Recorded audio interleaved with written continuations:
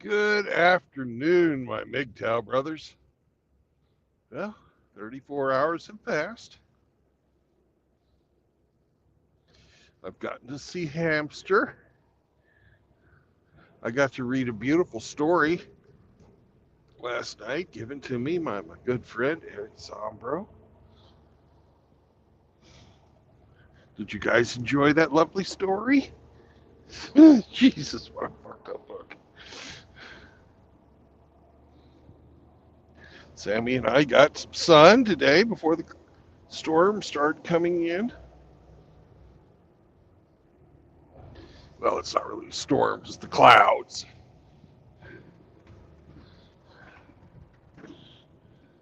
Got a bunch of stuff clean. And now we're going to go from St. Louis to Springfield.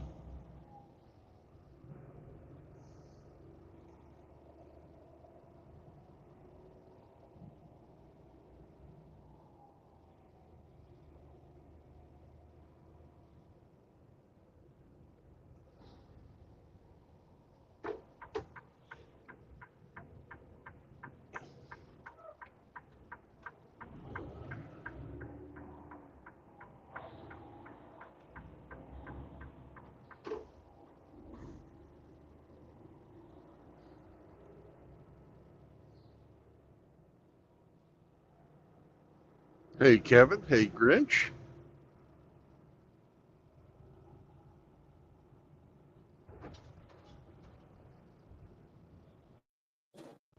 Sir? Now, I can't take full credit for that story. I didn't write it, but I did give you the book. Yes. Well, that was a beautiful story written by Macon Bacon. Yes, I can't wait for the conclusion of 50 Shades of Gravy. Yeah. That should be Making Bacon was good. Can't wait for what the gravy is going to be. Yeah. It'll be ooey and gooey.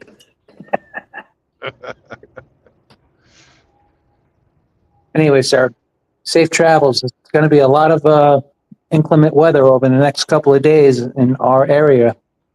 So you be Yeah, safe. there's a little coming in today. It shouldn't be too bad. It's going to be That's wet. wet, very dense fog, and some freezing rain. So be careful, man. God bless. Safe Yeah. travels. Right now, it's 60, if you can Yeah, but believe the that. sun is going down, sir, and you know what that Yeah. means. So, like Yeah. I said, safe travels. God bless. Be careful. Take care. All righty. Bye bye.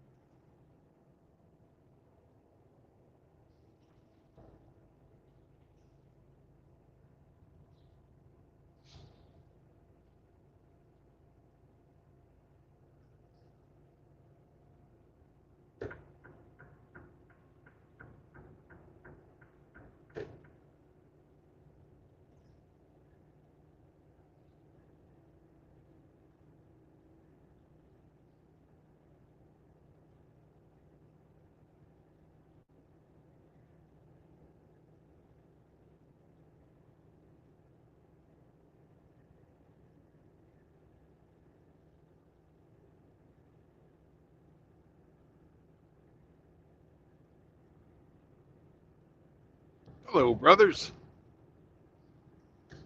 How are 12 of y'all doing tonight? Ian? Is everybody getting ready to go to watch Hammer? I know I was hoping to, but, well, work got in the way. Maybe one of you fine gentlemen will play the stream. Up on the panel and we'll simulcast it.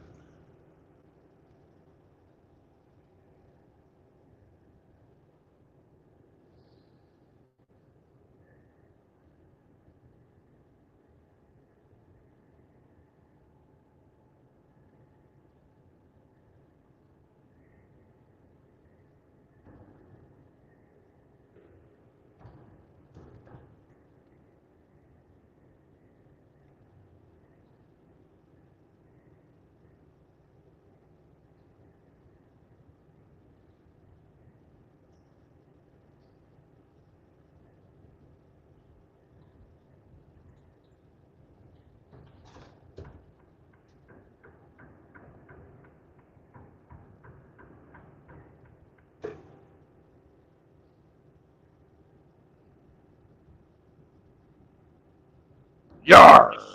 Ramad! Y'all, Grizzle, C nerd. How's it going? It's going great. Got my reset done. I'm going to go finish this run, get ready to deliver tomorrow morning, and have almost a full day after I fucking drop the load off to make some money. I don't see no snow, so where are you? You back down I'm in south? St. Louis, yeah. Uh, It's 60 fucking degrees here today. yeah, it's been in the 60s here today where I'm at. I mean, it's overcast as shit, and it smells like rain, but it hasn't rained. It was So- beautiful and clear and sunny earlier, but this afternoon, this afternoon it's recently clouded up, and now we're getting sprinkles. Mm-hmm. No, the last time I saw you was Saturday when you were in that park with Hamster doing that thing about the dog semen. Yep. It was funny though. I don't know if you saw it. I thought Hamster would read it out, but he didn't. When you walked up to it and you like flipped him on the head and it made that boing. I mean, because it's like bronze or whatever or metal, but it's hollow, so it echoes. And you Right. said something about the echo, and I'm in the chat, and I was like, "Hey, echo's my thing, you bastards!" But you guys didn't see it. Yeah. Well, last night we had a story reading of Zombro's story, 50 Shades of Pink. It's a story about pigs. Zombros wrote a book Did you? for a short story. No, Zombro, he didn't write anything. He bought the book for me, and I read it. No, I was watching college football because it was conference championship Saturday, so I was watching football. That's a little more important than a fucking pig porn book. Book about pigs, yeah. And pig porn is what it was. Oh, it was pig porn. Okay. Yeah. Mm. A pig porn parody.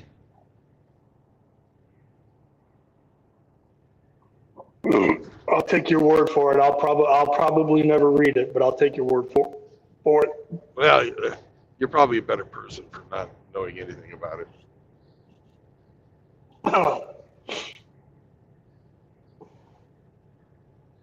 Well, I didn't know anything about 50 Shades of Grey either.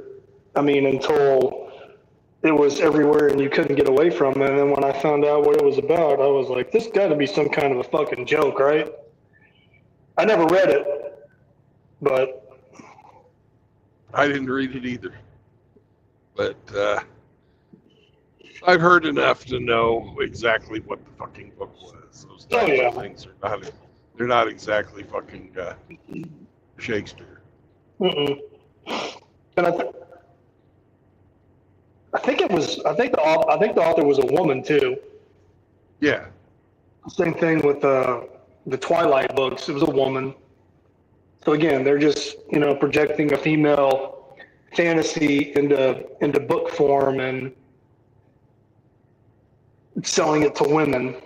And then they're like, oh, no, that's not me. I would never do that. I just wanted to read it because it was a popular book. It was a New York Times bestseller. No, shut the fuck up. You're just embarrassed that you got exposed. But whatever. So where were you the other day when there was snow on the highway? That was Indiana Oh, okay. and Illinois. Oh, yeah, you were going to Joliet, right? Near there. That's Near, where I was. yeah. That's where I was turning. That's where Highway 80 intersects with the highway I was on, 57.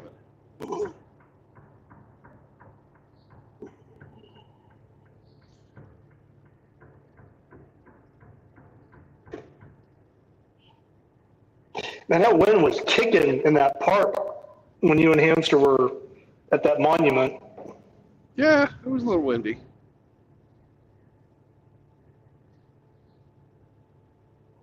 I saw Hamster's shadow, and it almost looked like he was wearing a wig. No, he's not wearing a wig.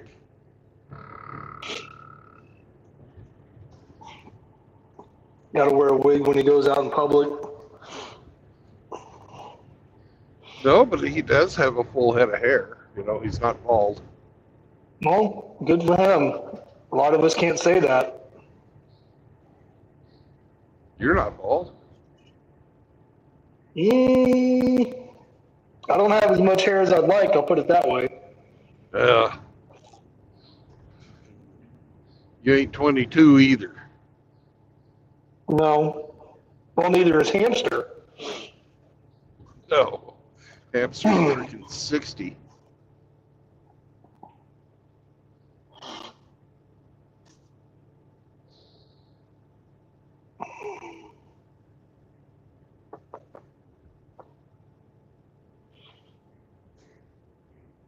So are you going to start doing this nighttime run or overnight run?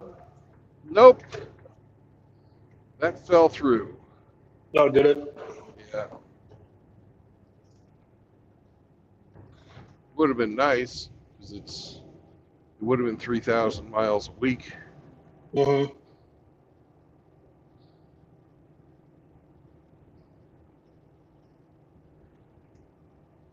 Couldn't make it easy for you, could they? Or not, I guess not easy. I mean, convenient, consistent, I guess would be a better way to put it. Well, our pay scale is based on, you know, the more miles you get, the more pay you get, and the top of the pay scale is 3,000 plus miles a week. Mm-hmm. So I always shoot for that, and I don't ever make it, and that's not my fault. No, that's the job you're given. Yeah, I'm, you know, can only drive what they give me.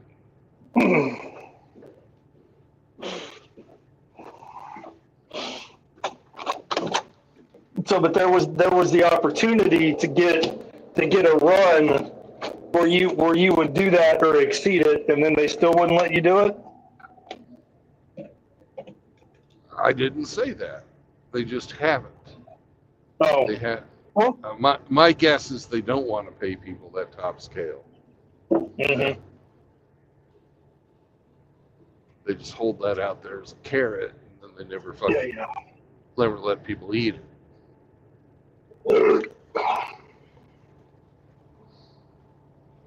You're probably right.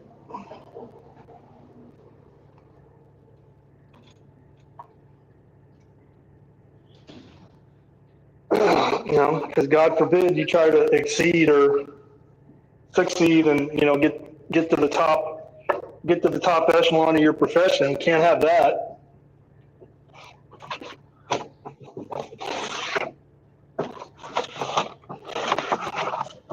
Be kind of nice to get a steady run going back and forth from Los Angeles to, say, like Charlotte, North Carolina or something. Oh, It'd take me coast to coast every fucking week.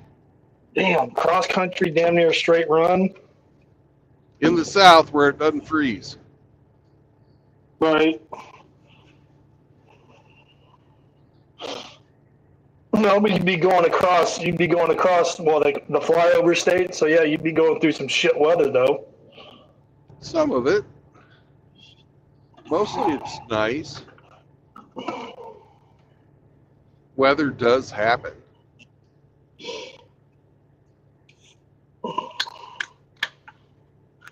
But I don't even like that term. I mean, and you know exactly what I'm talking about. Flyover states. I don't like that term. Yeah. It's kind of insulting, but I mean, it is what it is.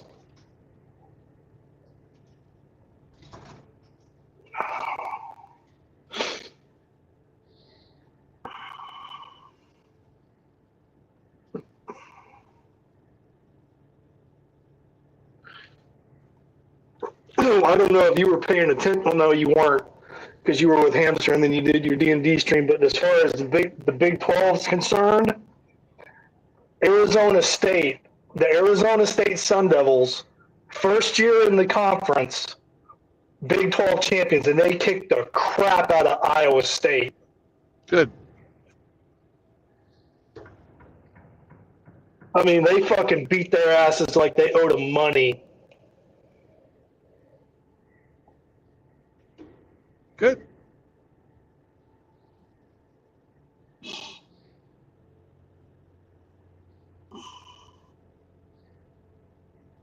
But You know, no Kansas team. I don't hate Iowa, but I don't like them either. You know, I hate Nebraska. Mhm. I hate the fucking Cornhuskers. I just fucking hate them. Mostly because they're fans. The same thing I feel, you know, I kind of feel a little bit the same way about fucking Alabama. And it's not because of the fucking team or the guys that play on there, the coach or anything. It's the fucking fans. I can't stand the fucking arrogant pricks. I grew up. Yeah. I'm sorry, go ahead. It's just I grew up with the fucking Nebraska fucking Cornhuskers were good, and they fucking rub your face in it. Yeah. No, I grew up with that too. Yeah. They ain't good no more, so fuck them. Well, no, because I mean, those were wars. I mean, when I was little, I mean, and you're older than me, but I mean, so you probably got to watch some of those games on TV. The OU Nebraska game, those were some wars, like back in the 70s and in the early 80s. And then in the 90s, when Nebraska decided they didn't want to fuck around anymore, and they started actually playing and beating people. Okay. But yeah, you're right. Fans are assholes.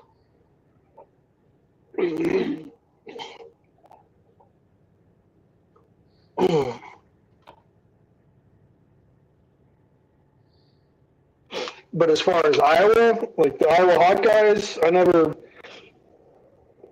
Big Ten team, I never really had a problem with them. Iowa State, never really had a problem with them. But I just thought it was interesting that a first-year team new to the conference, did what they did.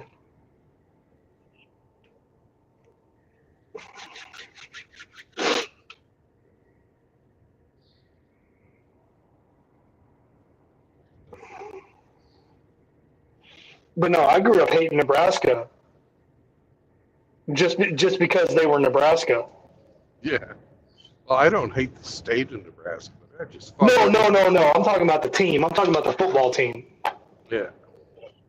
And if you know anything about the fucking state of Nebraska, mostly the people that go there are from Lincoln and Omaha.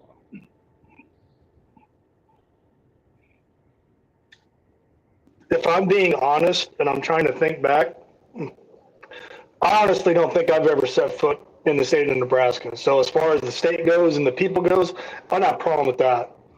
Just the college football team is what I have a problem with. Right. Like I got some cousins that live up in Beatrice. And yeah, they're good folks. Can have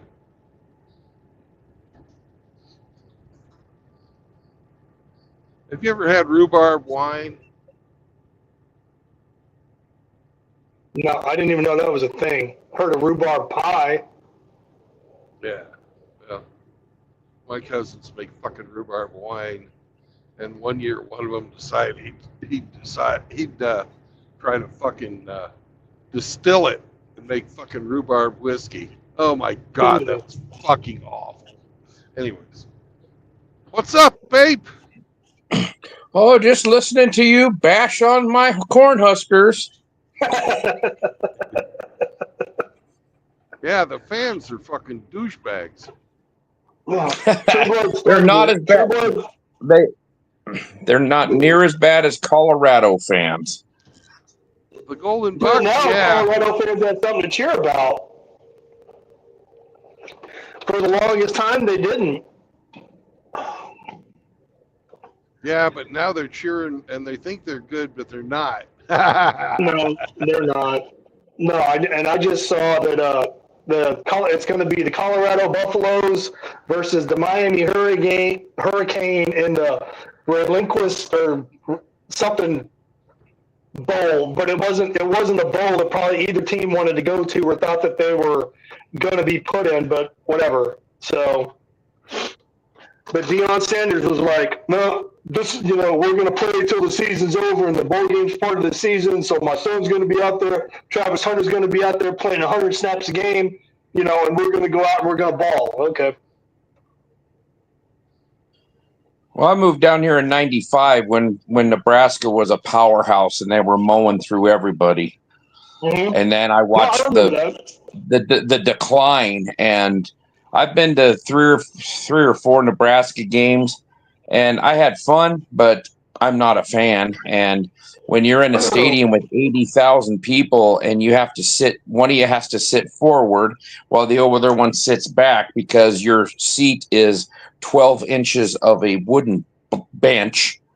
Yeah, it's uncomfortable, man. You're jammed in there like cattle, and I didn't have that much fun. And I actually laugh when they lose. Man, people around here, it's like you shot their dog. I mean, they take it serious, and it's like, Jesus, it's just a fucking football game. But they don't have anything else in this state except for the women's volleyball team. They're pretty good.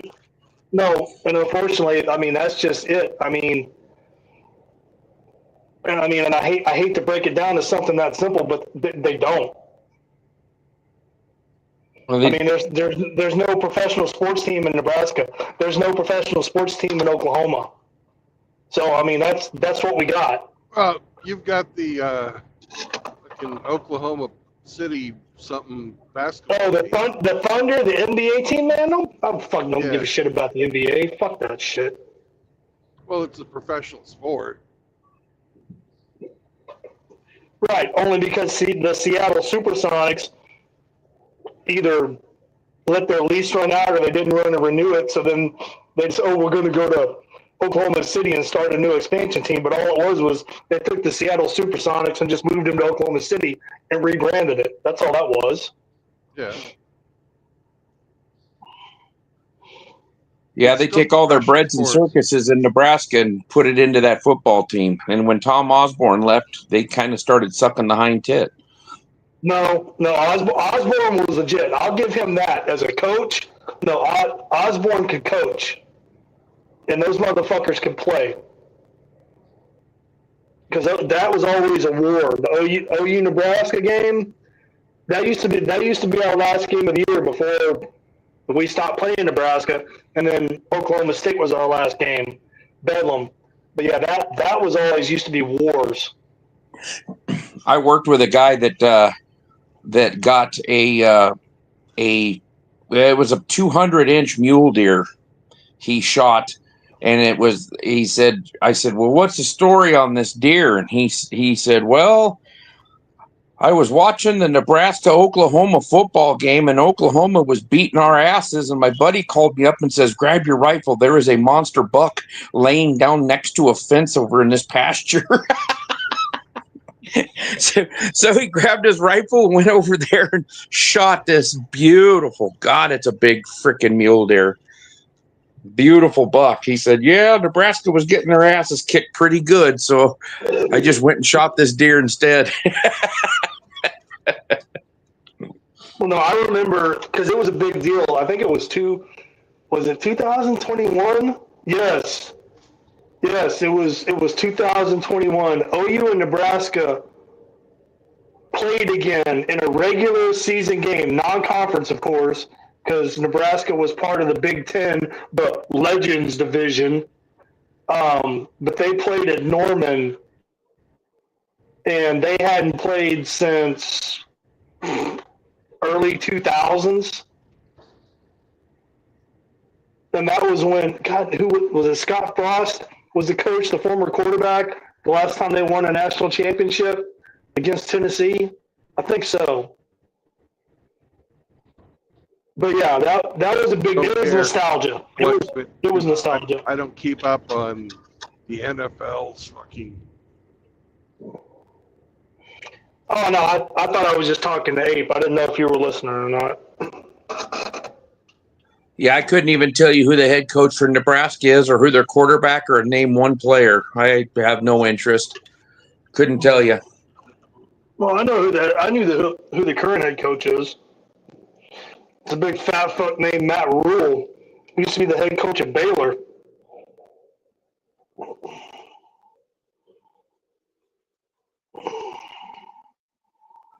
I pretty much quit watching sports when they all started kneeling and acting like assholes.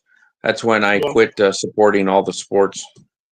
Well, Rule left Baylor, went to coach the Carolina Panthers. That didn't work out. So then he got hired as the head coach of Nebraska.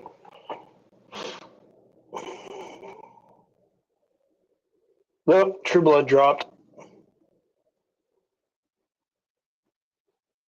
How rude. He drops out of his own streams. Drops out of his own stream, bastard. How dare he be driving through some part of the country that has shitty internet signal? Well, if you want that, just drive through Nebraska. Well, I was telling him, dude, I'm not shitting on Nebraska because I don't even think I've ever been to Nebraska. Like literally set foot inside the state of Nebraska. I don't think I've ever done that. So I don't have a problem with the state of Nebraska. I just don't like the college football team. Well, you and probably 100 million other people. So you're no different. There's a lot of people that don't like them. I am totally indifferent to it. I don't care.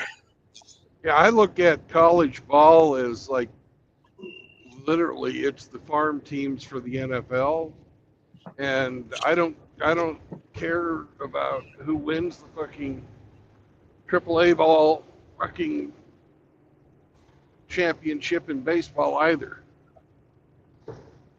Fun to watch, but completely fucking meaningless. I've been to a couple of Colorado Rockies baseball games, and that's actually pretty fun. It's a good way to waste 4 or 5 hours because there's not much exciting going on. If I want to watch a professional sport in person that's exciting, I'll go watch a hockey game. I'll go watch the Avalanche play because it's fast-paced. Sorry, no, I could do that here where I'm at. There's a minor league team. I don't know if it's single A, double A, or triple A. Pensacola Wahoos. So there's a minor league baseball team here that I could go watch. I'm sure I could find, a minor league hockey team that I could go watch. So yeah, no, I get what you're saying. And I went to high school with a couple of Canadians. They'd come down and they would live with foster families or host families. And during the hockey season, they played AAA hockey in my hometown. And I went to high school with a couple of guys that ended up spending, 15 years in the NHL. So, I've always liked hockey more than any other sport. So, but if you want to go to an Avalanche game and buy a couple of tickets, it's, you're going to spend several $100s to go to an Avalanche game. So hockey is is so stupidly expensive. It's ridiculous. No, but hockey live and in color to be sitting in the stands is way, because I've watched minor league hockey games when I was in my 20s. We still have it. There's a farm team, a minor league team or club, whatever you guys call it, called Tulsa Oilers. And I've been to a few of those games, and it was always a good time. Because there was cold beer, and you could always count on a fight breaking out at a hockey game. First year I was out of the Navy, I tried to go to school, right? And I was in San Jose, California. And I worked as the tailor for the San Jose Sharks arena. But I'd work, I did the fucking tailoring for the fucking Sharks, which entailed fucking sewing their names on the back of their jerseys. That was it. And everything else was already all fucking pre-made. Off the rack. What year was that? That was 1996 when I got out. So it was the 97 that I was there for the hockey. I think one of the guys I went to high school with, he got drafted by the San Jose Sharks their first year, which was, I think, 91 or 92. Yeah, they were an expansion team, weren't they? Back in the early to mid 90s, yeah. Yeah. Yeah, one of the guys I went to school with, I actually helped him. I helped a couple of them. I went to school with I believe 3. I know 2 for sure. I lost track of the one guy, but 2 of them for sure. I had classes with them, and I would always sneak them like my English homework or something. They would have a game, and we're up in the eastern part of Washington, and they would be over in Alberta, play a game, get on the bus, drive back to my town, get off the bus, and basically go to school. So 2 or 3 days a week they might not be at school, and they were never doing their homework. So I would always hand to one guy. He sat in front of me in English class. I'd hand him my homework, and he'd copy it real quick before the teacher come by and got it. So I think we had the exact same grade in that class. And now he is. I think he's the head coach of the Vancouver Canucks, or he was for a while. He was an interim coach. I don't know. I haven't checked, but he was the head coach for a while. So Brandon was a seamstress.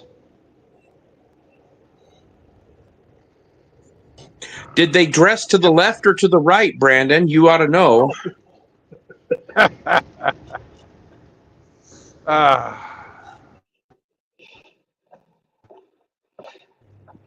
The first time I ever heard that, do you dress to the left or to the right? I'm like, what the hell does that mean? Well, does your cock hang to the left or to the right? I said, motherfucker, I'm a white guy. It hangs straight out the front. There is no dressing. Are you talking about they were like military? Father Saunders and had their... No, he's talking about fucking which way is your cock hang. When you go to have like a suit made, the tailor will ask you, do you dress to the left or to the right? And that means, does your cock hang to the left or to the right? And then they'll make your pants accordingly. Well, I don't know. I've never had a suit tailor made, so. So if you don't, if you're just a lowly white boy and your cock just kind of hangs out the front, it really don't matter. You're just bumping it off the zipper anyways. Well, it really depends on your nuts. Like I've got one ball that hangs lower than the other, and that's the side my dick hangs on too. So. Did you ever see that Gone with John meme that showed 2 testicles and why they hang out, why one hangs lower than the other one? No, why? Because they're not gay.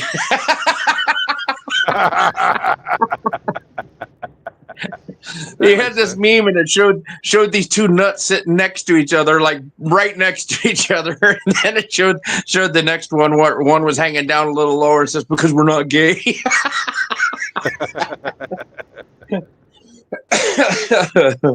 Oh fuck, that was funny.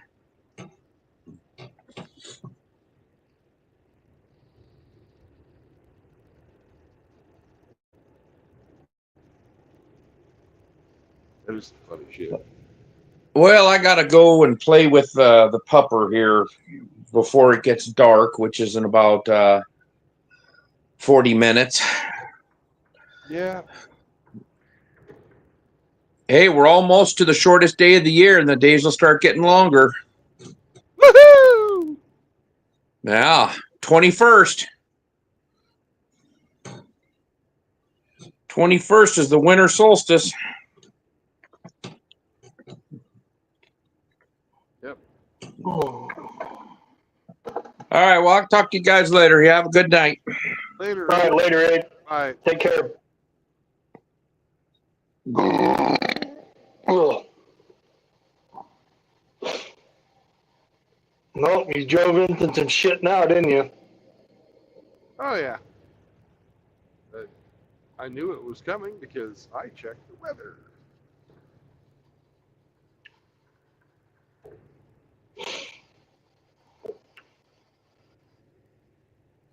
So Sammy wasn't pissed off at you on Saturday about having him out there on that park walking around in the cold? He doesn't get mad at me. Sammy is a very nice animal. He is actually one of the kindest, most good-tempered animals I've ever known. No, I just meant because he was like basically hairless. He's got a full set of fur.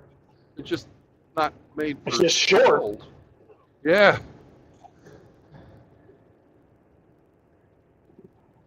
Hey, senor, it's cold. Why are we out there?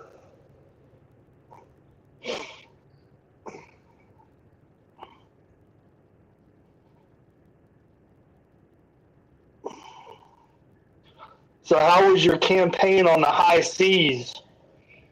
Oh. It was one of the boring times where we're in port and we got to take care of a bunch of fucking business and buy shit. Oh, admin shit. Yeah. But I was able to increase my armor class by 4 points. There you go. And I'll have a fucking magic rapier at the end of the fucking time, or at the end of our port visit. A magic pirate sword. Yep. So no looting, no pillaging, no raiding, nothing like that. Just Drew boring admin. Drew got fucking pillaged. And he was under a curse. Oh. And that meant that he got into a bar fight. Because he was cursed? He started a bar fight? Well, the curse was the next time he goes into a bar, there'd be a bar fight. Mm.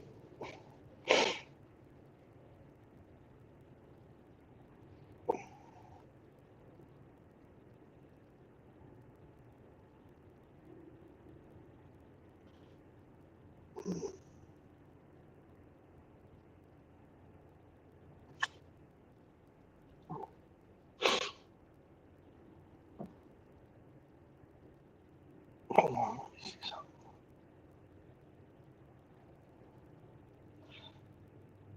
Okay, let's see. Rusty's in the chat. Grinch was in the chat. You need can you still hear me? Yeah, I can hear you. Oh, JR is in the chat. Sultanar is in the chat. Rusty River says D&D nerds, zero charisma. Yep. Well, Rusty also plays D&D. Did you know that? Yeah, I know. Me and him talked about that. Yeah, I know that. And he goes even more nerdy than I do. He does the fucking live action role play. Yeah, he LARPs. Yeah, I've seen it. Hell, everybody's seen it. He fucking makes videos of it. No, that's what I meant. I saw the video. Yeah.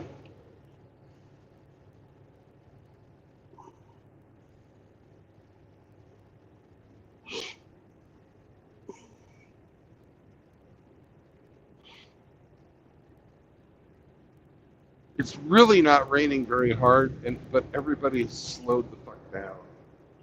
So I'm not driving super fast, right? Mm. I'm just driving a lot faster than these guys.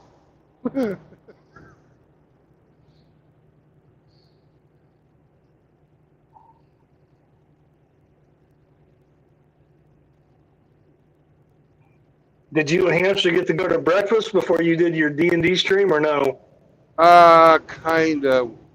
We did, and I started the stream before breakfast was over. I kind of had lunch because I've been up since 1 o'clock. So you took Hampshire to brunch. Yeah, he had breakfast, I had lunch. Did you have a mimosa No, or a champagne spritzer? no. Am I a fucking 50-year-old white woman? I'm just asking. I'll get around this guy and be fucking smooth sailing for a while, and I can get out of the fast lane. I hate being that guy who fucking just rides in the fast lane. Now this guy's gonna speed up. He's going to speed up when he's in the... Well, he was driving slow. Now he's gonna speed up because going through the hills like this, trucks slow down when they're going uphill if they're heavier. The heavier Right. they are, the slower they go. No, I understand that. But if he can see you clearly in the fast lane, you think he would let off and let you pass him so you didn't No, have to mess with him? That's not the way it works. We're out here, everybody fucking gets paid by the mile, right? The faster you go, the more miles you cover. You don't Right. slow down. No, but you're in the fast lane and he's not. Doesn't matter. You know, by your leave. Yeah, but it doesn't work like that. That's why you have these two guys get side by side. One of them just inching past the other one, like I'm doing with him right now, because we're going uphill. But as soon as we get a little more uphill, because there's an increase in the fucking. How much of a grade is it? Oh, now he's decided he's going to floor it, and really not. No, he's fucking with you. That's what it is. I don't give a fuck. I'm not. It doesn't make me mad.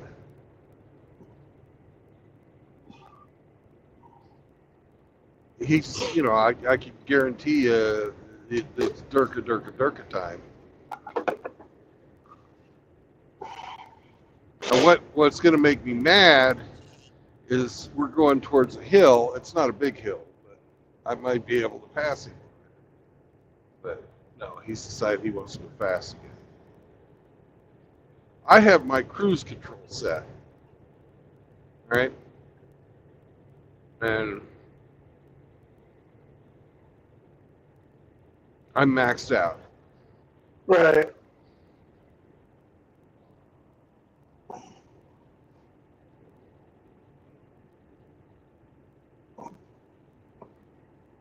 What'll make me mad is if this guy comes over in front of me. Yeah, but at least you're not like driving through like the Ozarks or some shit like that, trying to navigate that. I am driving through the Ozarks. I'm on 44 heading west. No, but I mean, like, you know what I'm talking about when I say the Ozarks, like the mountain passes and Right.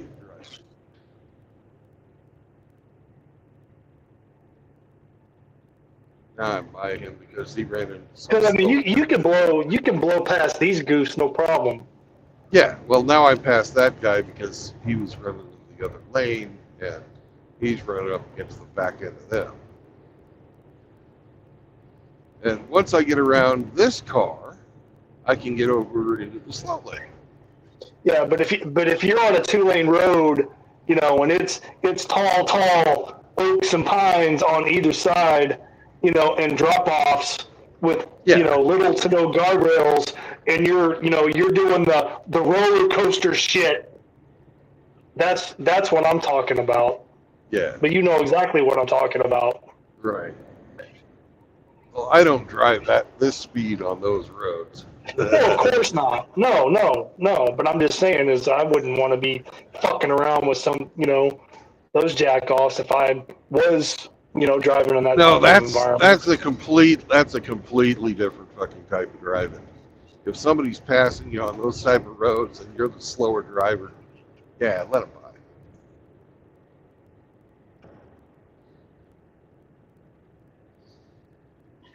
I mean, like if you're dropping down an elevation so low that your ears start popping, yeah, you might want to take it easy and drive a little bit more. Um,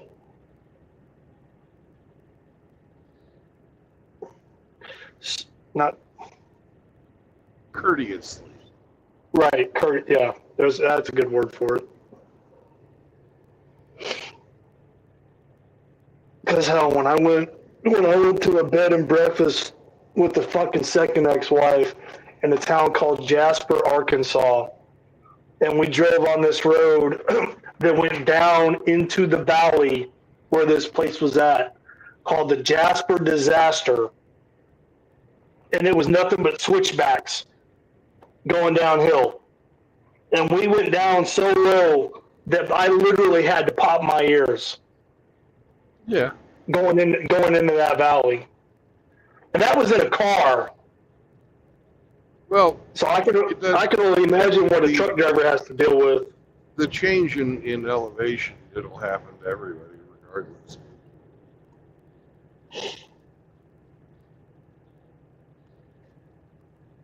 I've driven a few roads like that in the truck, and I don't like it.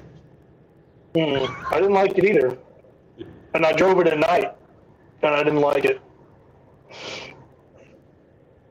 And then driving out of it back up out of it in the daytime, I didn't like it. I just didn't like it. Period. But she wanted to go there, so that's what we did. Hey, Frost. Hey, I think I've said hello to everybody else. But if not, welcome to the show, brothers.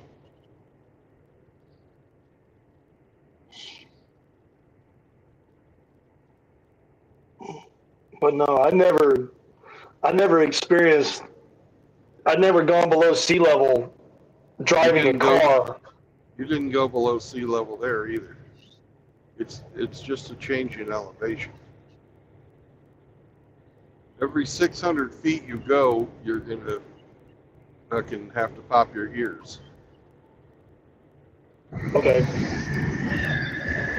But I'd only experienced that. I'd only ever experienced that flying. I never experienced that in a car. Yeah. You think that's something? Try driving out of Denver up I-70. Mm-hmm. You pop your ears several times.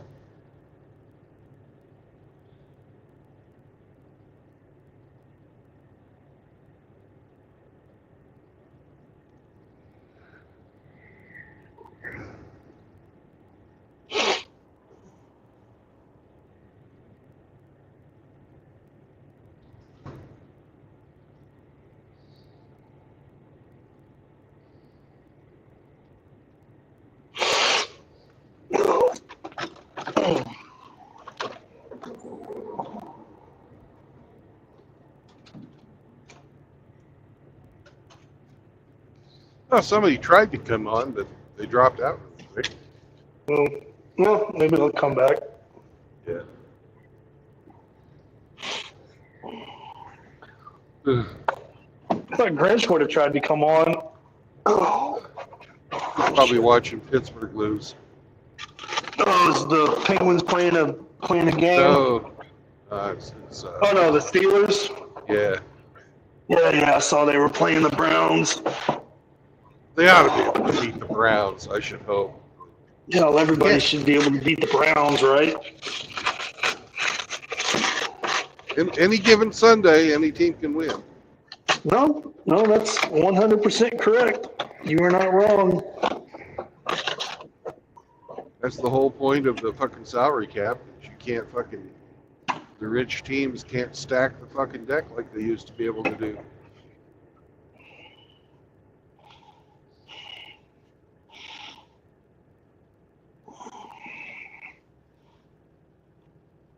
Well, I mean, you can try, but I mean, at the end of the day, I mean, it still comes down to the player lack of play on the field.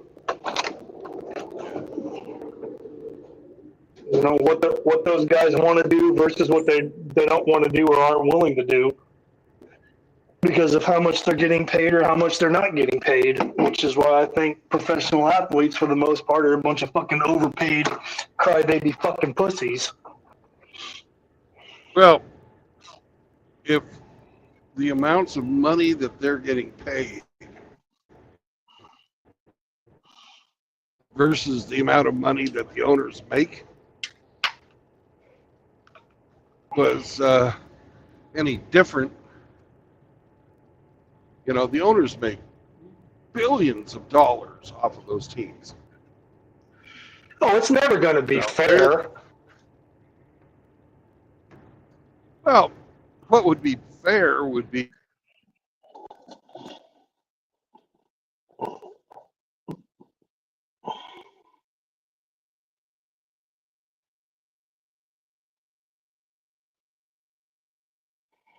in tickets,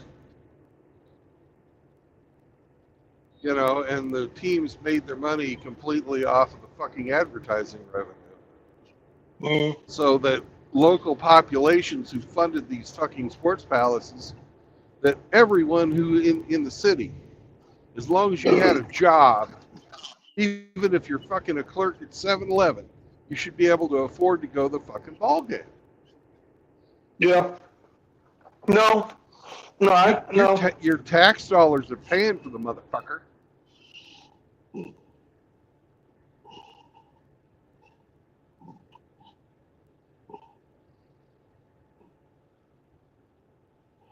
Yeah, I mean, there's ownership money and then there's sponsorship money. Yeah, but for the most part, it's taxpayer funded to bring a franchise, professional sports franchise, whatever league. Yeah.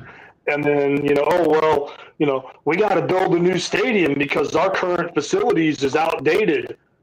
So we have to upgrade. Yeah. Well, whoever's in the background, you have to turn on your microphone, right? It won't let you in. All right, so you just disappear. But then the people that are paying to fund and construct that new stadium or whatever, or sports comp, whatever it's called, can't even afford to walk inside the goddamn building. Yeah, that's a problem. Oh, most of them can't even afford the parking. You know.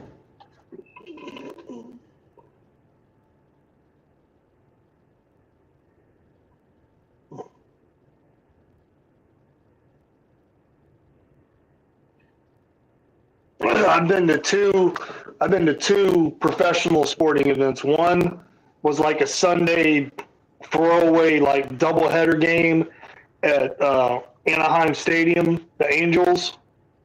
They were playing the Cardinals, and we sat up in the nosebleed section, and we just went there on a Sunday because there wasn't shit else to do.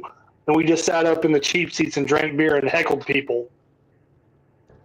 Well, when I was a kid, Royal Stadium, you used to be able to go sit on the grass. And they'd charge you something like fucking $10 or something. Like, it wasn't a lot. But, you know, there's no waiting. Now, you could go see a Royals game. You know, $10 when I was a kid's like $40 now. Right. No. You couldn't get into the fucking ballpark. Mm-mm. You couldn't get into the parking lot with $40. You couldn't even pay $40 to come in and tailgate. I mean, I know Major League Baseball doesn't tailgate, but you know what I mean. Like, to just come in and hang out. Like, you couldn't even pay $40 to do that. You know, those were good Royals teams back then. Fucking George Brett, fucking Bo Jackson. Mm-hmm. Howard Johnson? Was that No. a Royals player? No. What was the black guy that was a former Royals player that became a manager? Oh, fucking Whitey Herzog? No, he wasn't white. He was black. No, I know he wasn't, but his name was Whitey. No, Whitey Herzog was the Cardinals manager, St. Louis. Oh. Who the fuck am I thinking of? No, because he had Ozzie Smith, Vince Coleman, Yeah. Tony Pena.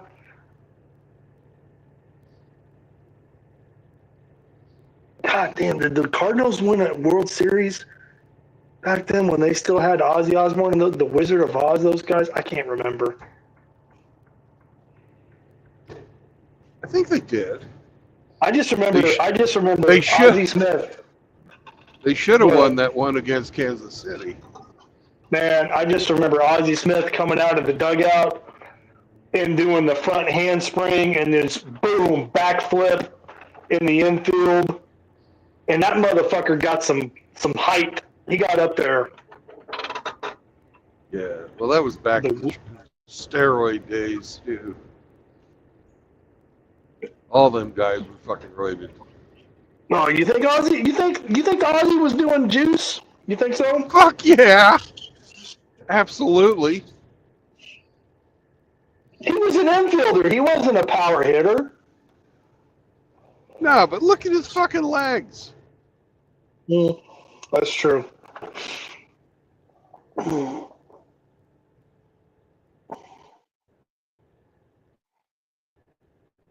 Yeah, but George Brett's a cheater because he got busted for pine tar. I remember that ejection. That was fucking hilarious. Oh, yeah. He was about to have a stroke. He was pissed about that. Because everyone, I mean fucking everyone was doing it. No, I think there was a rag or like some sort of. It almost looked like a rag, but you just sit there and you ran it up and down. I'm sorry if this sounds gay, and if you want to clip it, go ahead. I don't care. But if you've ever played baseball, you know you're trying to put resin on the bat to improve your grip, right? Yeah. But then he's the one who gets busted and ejected for overusing pine tar on a bat.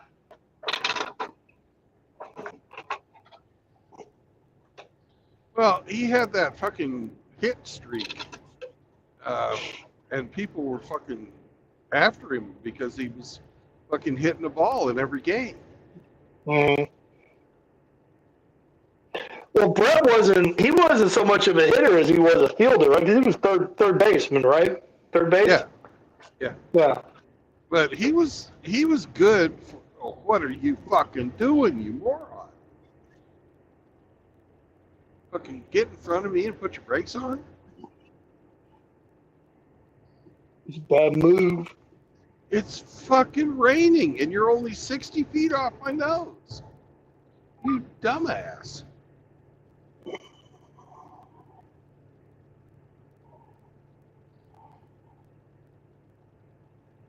Well, it's a good thing you're a responsible truck driver. Truck driver.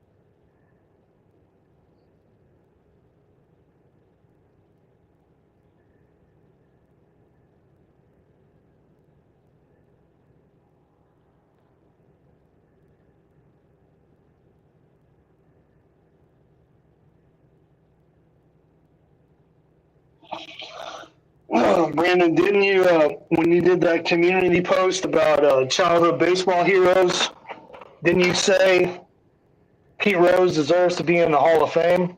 He does as a player. No, I agree. As a player.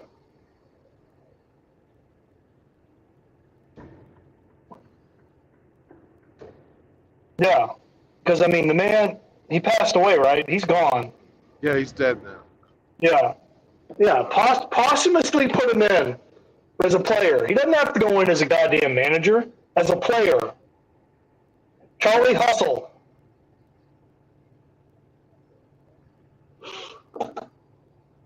And yeah, I'm old enough to remember Pete Rose being an active baseball player. And maybe that's unpopular if you're like, oh, that, that tarnishes the game, whatever, dude. No, he didn't.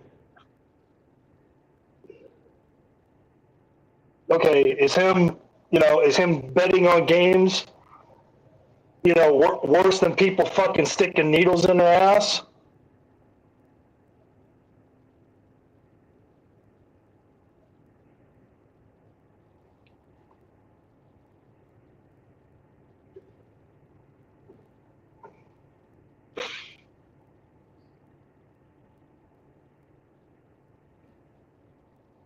Absolutely not. But if it was never proven that he fucking was throwing games to make money. It was never proven that he actually even had ties to fucking organized crime. Mm-hmm. Well, I mean, the baseball purists will say, well, it went against the integrity of the game. Like the fucking game's always been honest. No, it hasn't. Hell, they had a fucking, what was that team that fixed the fucking World Series? The 1918 or 1919 White Sox, the Black Sox scandal? Yeah. Where they basically took a dive and threw the World Series? Yeah. Because it was good for baseball. It was good for I'm sure the mafia was involved in it. They were. Yeah, so, and Shoeless, and some of those players, especially Shoeless Joe Jackson, are still, revered and held up as heroes of the game. I don't know. I wasn't alive in the early 1900s. I don't know how much a Major League Baseball player made. Probably got paid by the game and not very much. Yeah, they didn't earn like they did today. The professional ball players lived comfortably. But it wasn't generational wealth like they're earning today.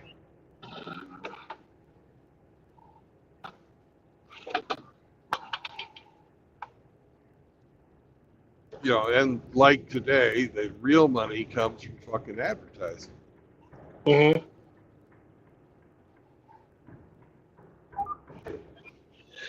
Well, most of the Major League Baseball players can't even speak fucking English. Yeah, that was really big fucking when the Soviet Union fell and they stopped supporting Cuba. Cuba's economy went in the absolute toilet because they were basically a welfare country for the fucking Soviets. Mm-hmm. And all of those guys came over in the late 80s, early 90s.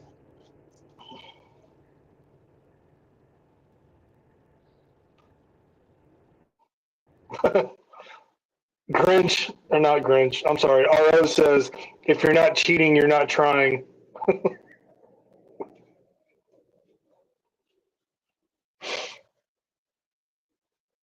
It's only cheating if you get caught, RO. First time I heard Grinch. that said, he didn't make it up.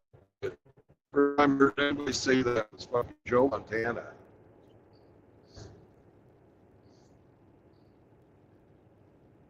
Joe Montana said talking that? about how the old 49ers fucking main office back in their heyday, they were fucking figuring out all kinds of really shady ways to increase the amount of money they were paying players so they could have all the good players.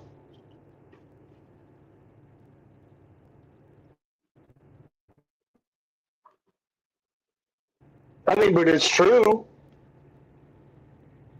I mean, it is. I mean, I'm not condoning it. I'm just saying, in a realistic scenario, I mean, it's only cheating if you get caught. Yeah. I mean, there's no purity in sports anymore. I don't think there has been. There's no heroes.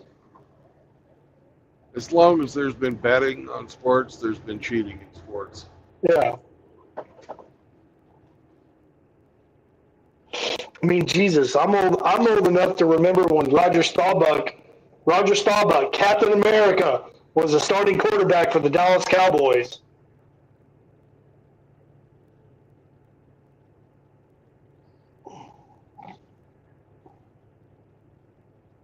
You know, crew cuts, drink your milk, you know, listen to your parents, say your prayers, eat your vitamins.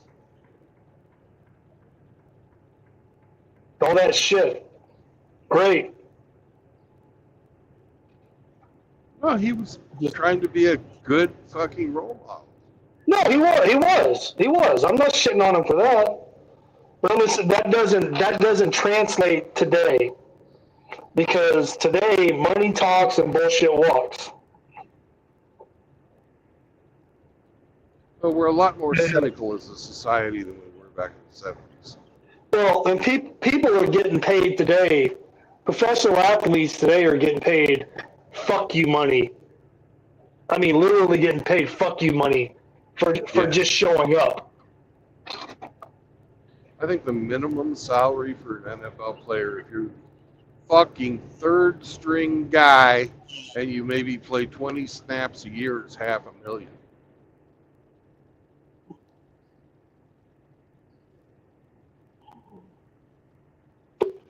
Yeah, for just making the roster and standing on the sidelines. Yeah, you make six figures, easy. No, I believe their contract, that's by the fucking NFL Players Union contract, that's what you get paid.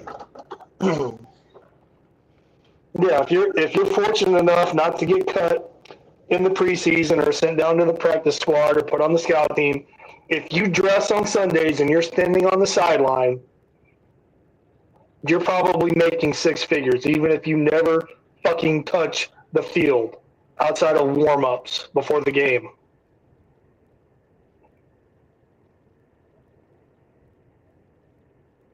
Who wouldn't want to do that?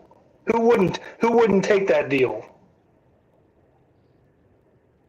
I wouldn't these days. I would as a young man, but now I don't believe I'd fucking survive out of a wheelchair fucking one snap in an NFL game.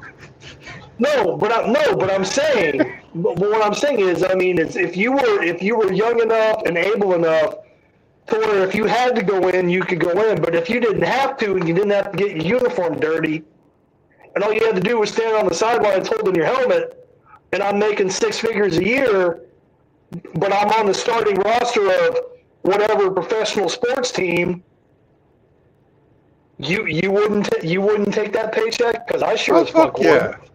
yeah. If I was fucking, 18 to 25 or so, sure.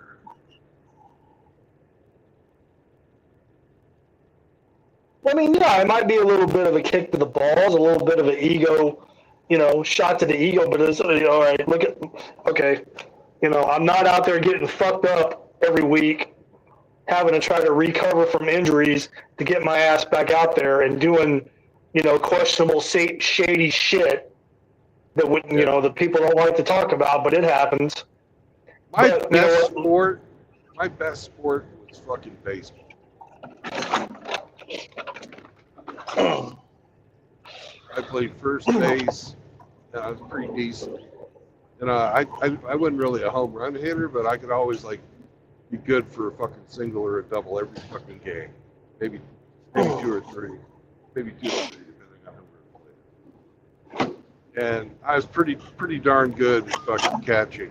If you got it within fucking 10 feet of me, I was getting it. what are you talking about? Like behind home plate catcher or? No, being a I fielder? I played first base. If it was a pop up, anybody can catch pop up. I'm talking line drives. No, that's not an easy thing to do. Is to, if one gets shot down the first base baseline, to get in front of it because that shit moves pretty fast. So some guys don't have the fucking nuts to do that. That's why when you're facing the batter, you always have your glove in front of your face, peeking over the top, man, just in case. Well, did you have that like a regular baseball glove, or did you have a first baseman's mitt? Just regular glove. Yeah. Well, see, they had to remake an entire glove just for that position, the first baseman's mitt. And I know you've seen one. Oh yeah, but I never. Because they look stupid as fuck. It looks like a pot holder. Oh, I never fucking had one. We didn't have a lot of money. Well, then, no, but I know you know what I'm talking about. Yeah, and I use the same fucking pair of cleats in both football and baseball and track. So, but I had cleats.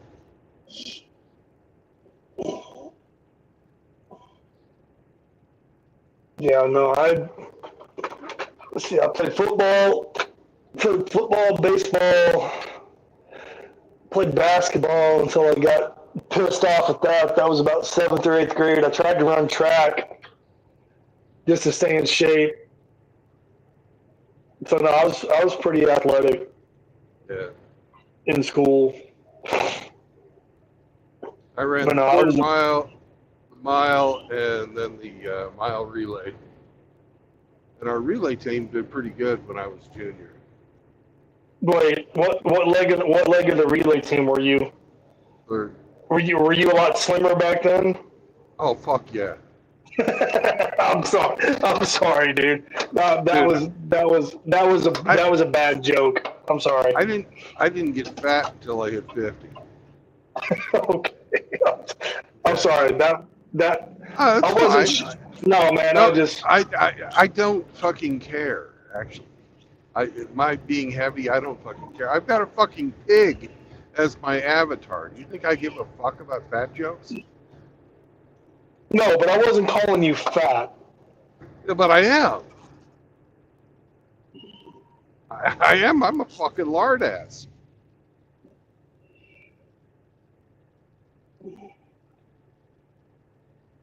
And why people shouldn't be fucking worried about fucking telling other people the truth. But so what? I fucking like to eat. No, I'm just busting your balls just for the sake of busting your balls. I wasn't trying to drive a point home. That's fine, but there's no need to apologize about it. That's true. Oh.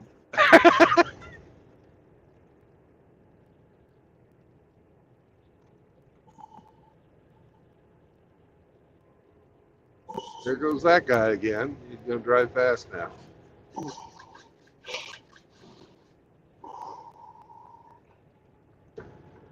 Mister, I don't want to pass you. Or you're gonna pass me. I'll let him get over a little further. Grinch, hold on. Grinch says minimums. Wait, what are you talking about? Are you talking about MLB, NHL, NFL? He says minimum salary of a rookie is $795K to 1.21 mil. Oh. So it's changed since the last time I looked at it. He's saying that in NFL, minimum salary is 700, whatever you said. Oh, he said NFL was topic. Yeah. Well, Jesus, man, have you seen with the NIL, the name, image, and likeness shit that they've got going on in college football this year? Have you seen how much those fuckers are making No, just to show up on campus? Yeah, I think it's about time they started paying college athletes. Well, It's fucking minor league for the fucking NFL. no, Or it's just minor league for, it's just practice to go pro. That's all it is. It's like a farm team. You know, the whole pretending, they're student athletes. Well, maybe they are a little bit, but their fucking major is football. Mm-hmm. They make money for the university. They should get paid. They make a lot of money. They They make a should get lot of paid. money. And if you for 1 second think that Division I, and I don't give a fuck what school we're talking about, a D1 college football program, if you think that motherfucking shit is not about the bottom dollar, the bottom line, and business, you're fooling yourself. And if you can't tune in and watch that shit on Saturday, if there's TV involved, you are a fucking money-making motherfucker. If there's TV involved, that school is raking it in. And the better the conference they're in, like an SEC, ad sharing revenue, fuck yeah, them kids should get paid. All right. Well, there's an SEC network on ESPN. There's already ESPN. There's like 5 or fucking 8 different channels on ESPN that can televise college football games, but they have to have an SEC network / ESPN in order to broadcast SEC games. So yeah, what's more important? The product on the field or the almighty dollar that's being brought in? What's more important to the university is the dollar. Right. But That's what I'm saying. without a quality product, you're not going to get those dollars. Well, no, you're not. But I'm just saying. But at the end of the day, if we're really splitting hairs here, at the end of the day, we're not. We're agreeing with each other.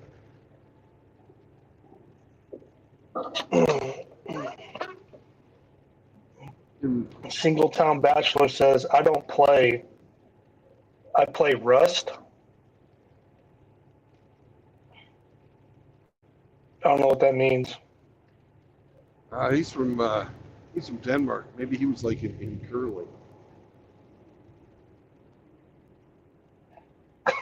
I remember the first time I saw curling.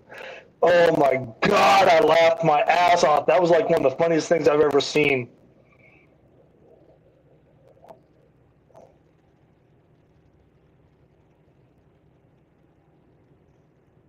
It was in the Olympics, Salt Lake City, 2000, right before I got married. Oh, you were Olympics? Cool. No, I wasn't at the Olympics. No, I was watching it on TV. Oh, I thought Singletown said he was in the Olympics.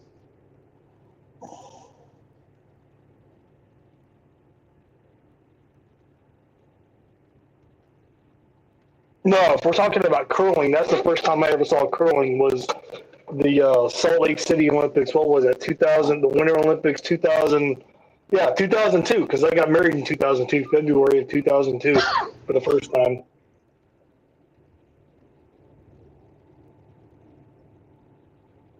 That was the first time I ever saw curling. And I could not contain my laughter.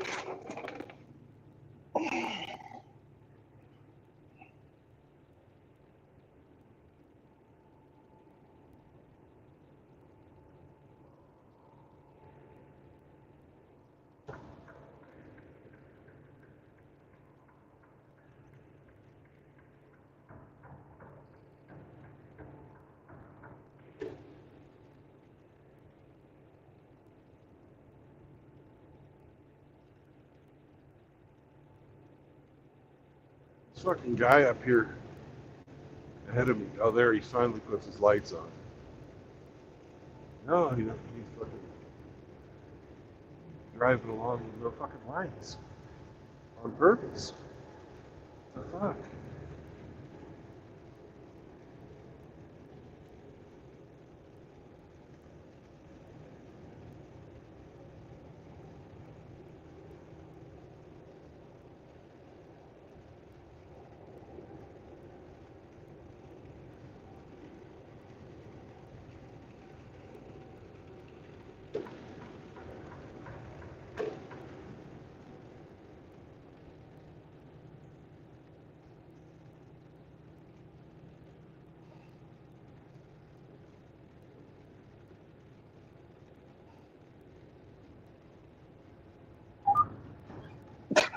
RO says curling is dumb.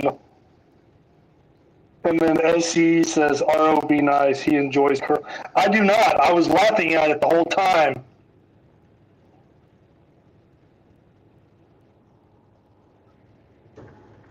I was enjoying the comedy, the comedic value I was getting from it, but as far as a sport, no. And I'm sorry, Canadians, if you're listening and that pisses you off, but I'm sorry, it was funny as fuck to watch.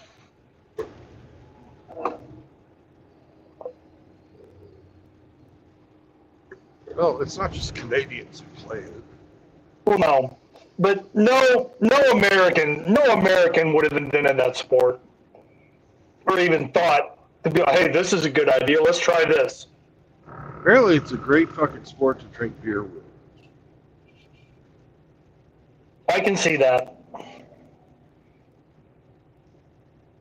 Hey,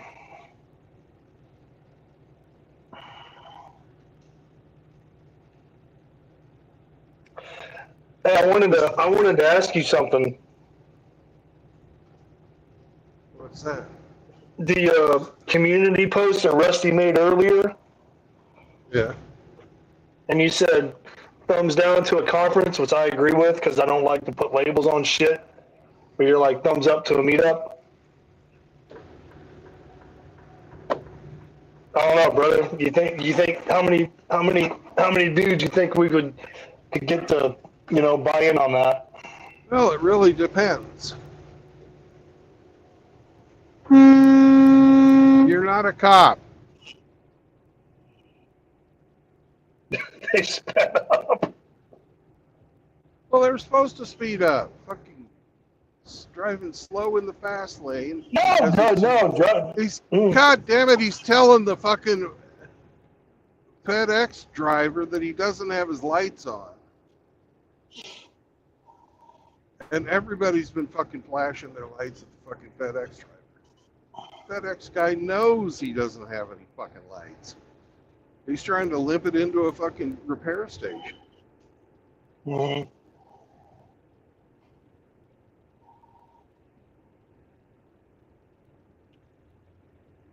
I don't know. I'm kind of like with you. I don't like the word conference. I mean, because that sounds way too official, and that's not what we're about. No.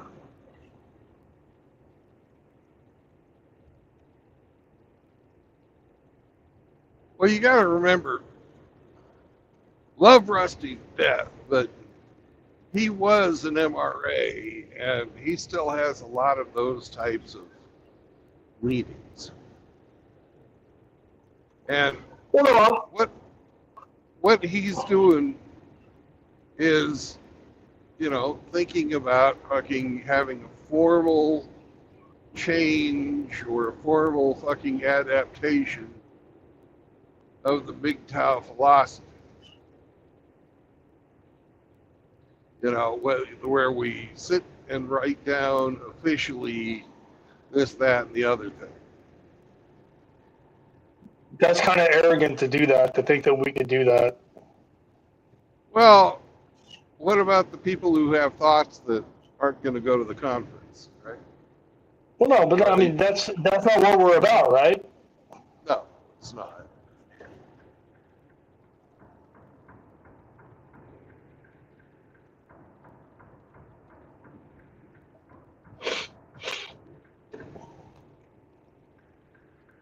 I mean, we're not trying. Well, I say we're. In my opinion, okay. In my opinion, Godfather Almighty's opinion, we should not be trying to reinvent the wheel, because I think that the philosophy, the white paper that Hammerhand likes to refer to, I think it pretty much speaks for itself, and I think that's a good foundation and a jumping off point. I think so. Well, that's our origin, for sure. And I'll call it what they called it, manifesto. Hammerhand doesn't like to call it a white manifesto. He wants to call it a white paper because of it's similar in naming to the Communist Manifesto. Right, yeah. But I know, man. The guys who wrote it called it a manifesto.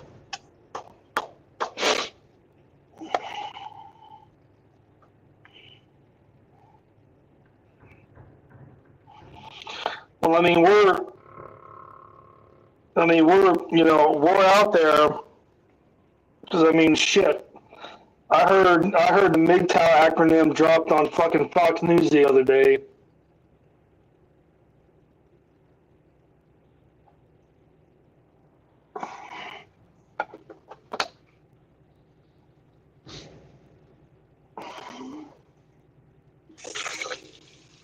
I don't know. Not a cult. Not a movement. It's a philosophy. Either you get it or you don't. And what we practice now is not what was in the MGTOW Manifesto. We don't encourage femininity in women. We don't encourage limited government anymore. Well, with us, the current version that we're in now, I mean, I can only speak for myself. I never tried to get political or make it political. Did you? No, not really. I have political views, but those are my political views. Right.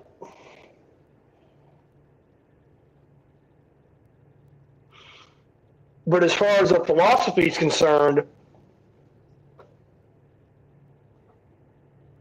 I don't know of anybody. I don't know of anybody of any. And again, I mean, maybe I'm speaking out of the wrong side of my face. I mean, because I'm nobody in the grand scheme of things. But well, you're the man who put the echo in the echo chamber. Shit. Yeah, but I don't remember. I don't remember anybody doing that. Hammer didn't do that. You didn't do that. Hamster didn't do that. Sandman didn't do that. Chronic didn't do that. Well, it's just the difference between first wave and second wave MGTOW. And I believe we're going through the third wave MGTOW right now. What's up, Wind? Hey, how you doing today? Ah, it's a beautiful day to be driving. Still looks like wow, you know, looks like hell where you're at. Nah, it's just the mountains and the rain at night. Oh, okay. So we're talking about echo chambers.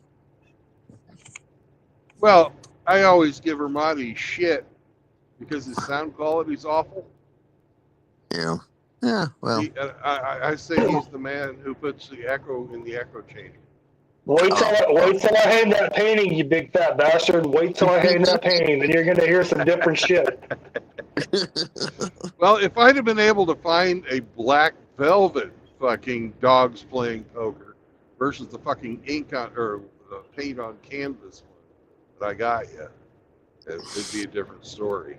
Okay, so when I hang the painting and there's still an echo, it's your fault. It's not my fault. It's your fault. That's right. Because I could not find the black velvet fucking painting. Okay, at least we're in agreement on that. you know, I just had this picture in my head. Dogs playing poker with a picture of dogs playing poker hanging up on the wall, but inside of that picture is more dogs playing poker with another picture of dogs playing poker with another picture of dogs playing poker. Wow, Infinium. Yeah. Dogs playing poker on Black Velvet Infinity. Yeah.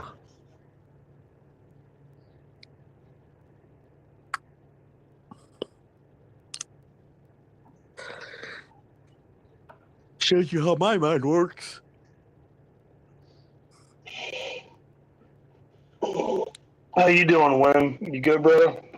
Yeah, I'm just getting ready for work in a couple hours. Just trying to get a quick, just figure I'd pop my mug on here before I get a quick nap. And have to go to work. Where you gonna be?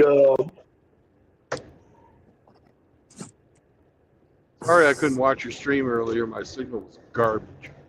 It's all right. I mean, like I said, you ain't missing. You weren't missing nothing. It was a rant about 2024, and the dumb stuff that people are so brainwashed about. Me cracking jokes about it. Where are you taking off from, Wim? Well, for me, it's gonna be a local job. Get on there to my job, get in a truck, drive to Eden, Ohio, and drive back to start. Swap trailers, drive back. 500 and some odd change mile job. Nice.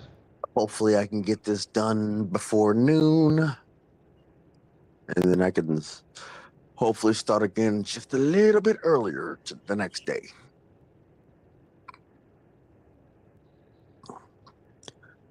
Just a little bit earlier, you know. Get the coffee, get my freaking energy drinks, start out a little bit earlier, and get it done early. Damn, that's kind of cold. I don't know what he's talking about either.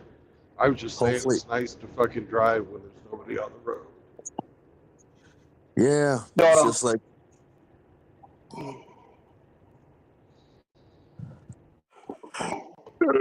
Oh fuck! No, Brian. I was responding to a comment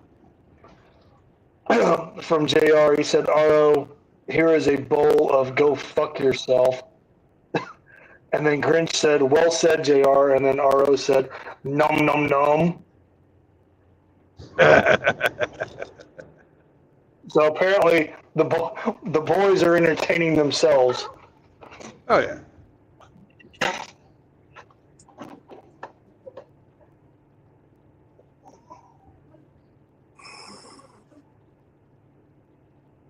Well,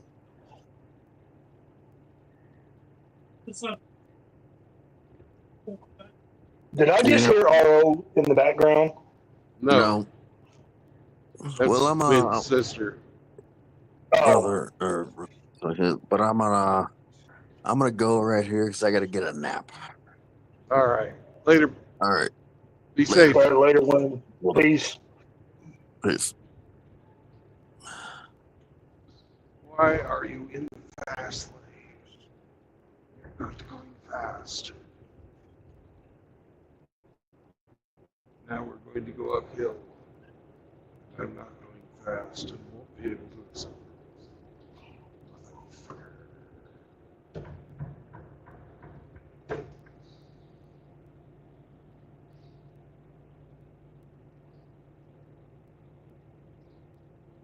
Ah, it's because you're an RV.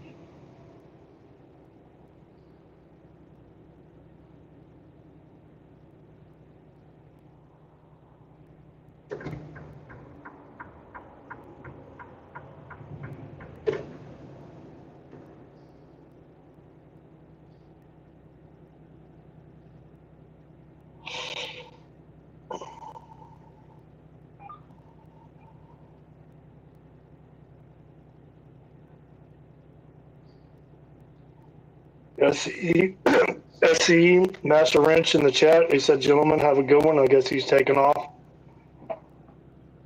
Yeah, he's got to go to Hammer Street.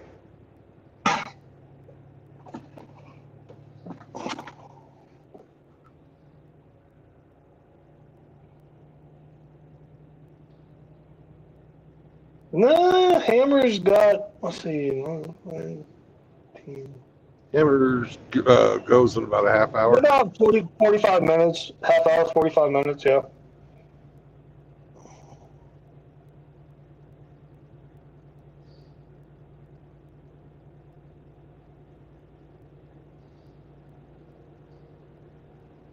Hey, RO, would you come on and simulcast Hammer's fucking YouTube stream for us? That'd be awesome. You would. It'd be a lot cooler if he did, RO.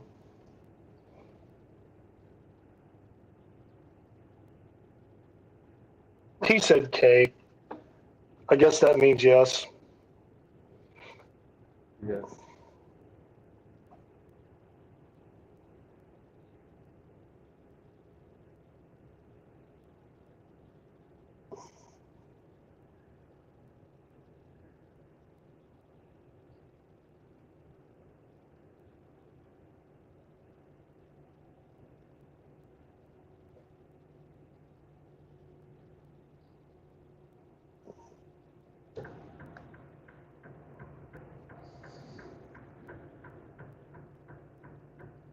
Frosty, Doggo looks really cool in front of your Christmas tree. Cosmo. I'm sorry, I forgot his name. Cosmo.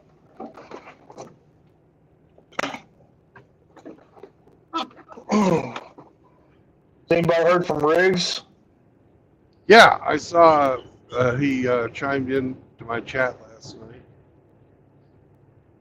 Oh, Did he- got somebody in the ditch up here. Sucks. Did he land in Hawaii? Yes. Okay.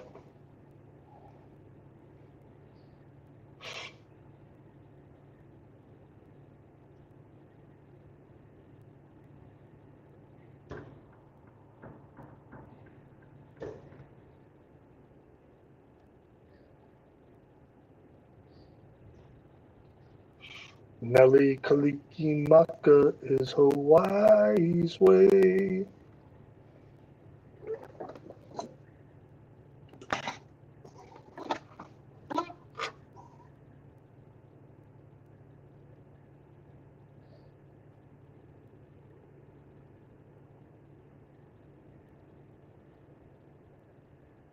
Are you driving till daylight or when you get to stop?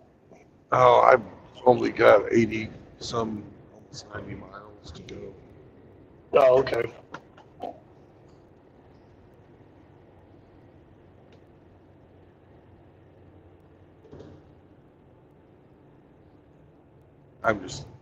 Was getting Springfield.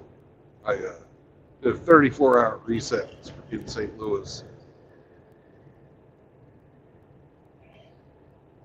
Kevin Killjoy says dark dreary night and then said looks hard to see. Yeah, I'm sure it is, Kevin.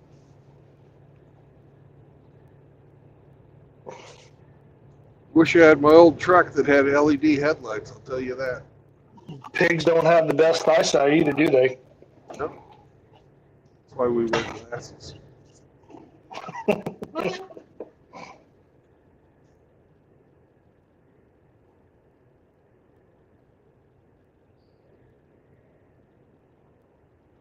No, but God bless you, brother, for being out there doing that. Respect. Hey, I'm doing an important job this time. I'm carrying fucking truckload of fucking whiskey bottles to a distillery. Oh, just bottles, nothing in them? Nothing in them, just the bottles.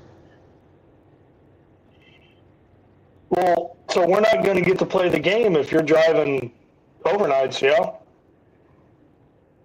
Well, we already played the game on this one.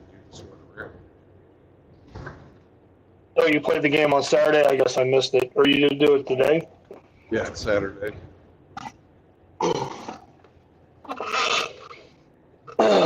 won? Hemi. Just curious. Hemi did? Hemi came in on Saturday because Kush came in with a sock account and was raising hell. I wouldn't watch it. Of course, I'm driving.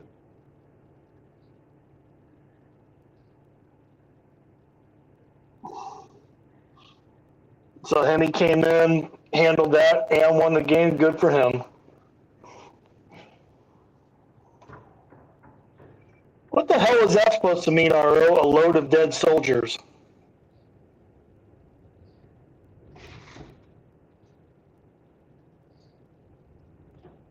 Well, they're kind of infant soldiers, aren't they? Because they haven't been filled yet. An empty whiskey bottle is a dead soldier, or an empty beer bottle. No, I've never heard him referred to as that, but okay.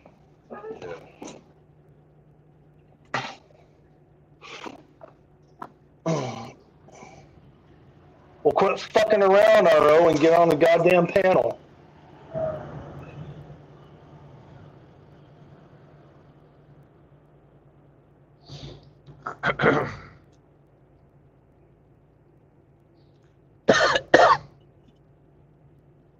You're not getting sick, are you?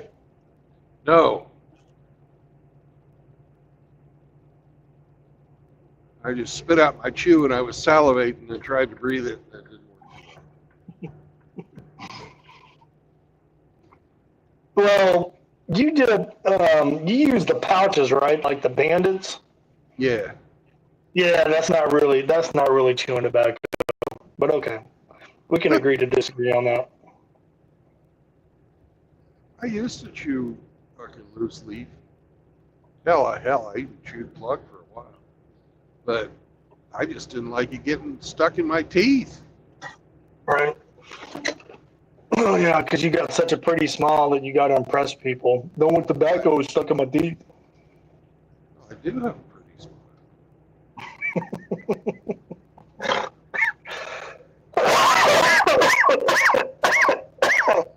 I'm glad you noticed.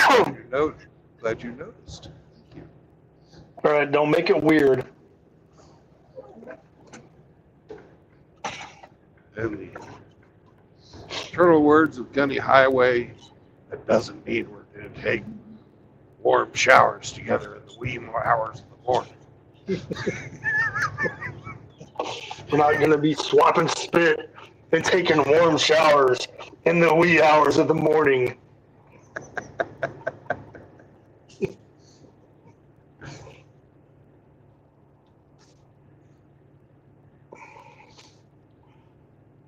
Yeah, my dad, I remember watching that before I, decided to go into the Marine Corps or become a Marine.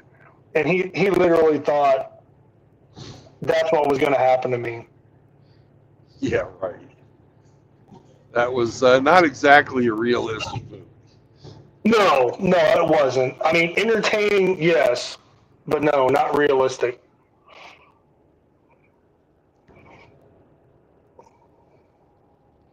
They never would give a fucking supply captain a fucking infantry company.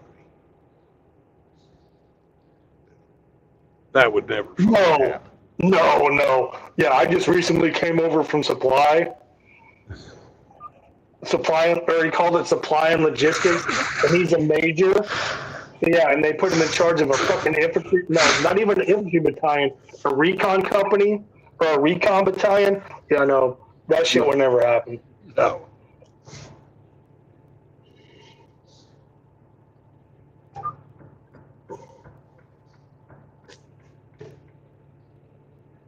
Don't give a fuck if you were an Annapolis graduate or not. That would never happen.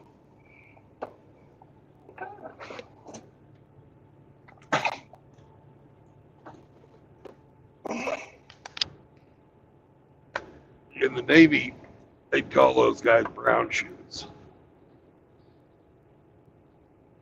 What, academy graduates? No. Somebody who was in a non-combat fucking role. They're not in what they call command track. And the Marine Corps and the Navy are the same on that. They don't put fucking non-combat. Fucking, No. God damn it! You, little gray car, are the cause of that, you idiot. We just about fucking ate the back end of that truck, though.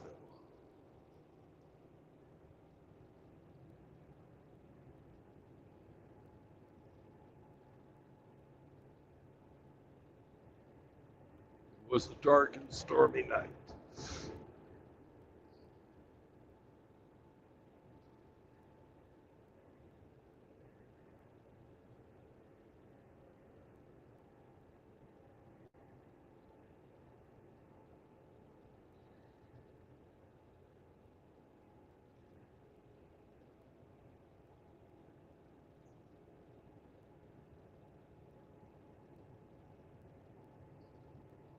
That's why you gotta pay attention when you're driving.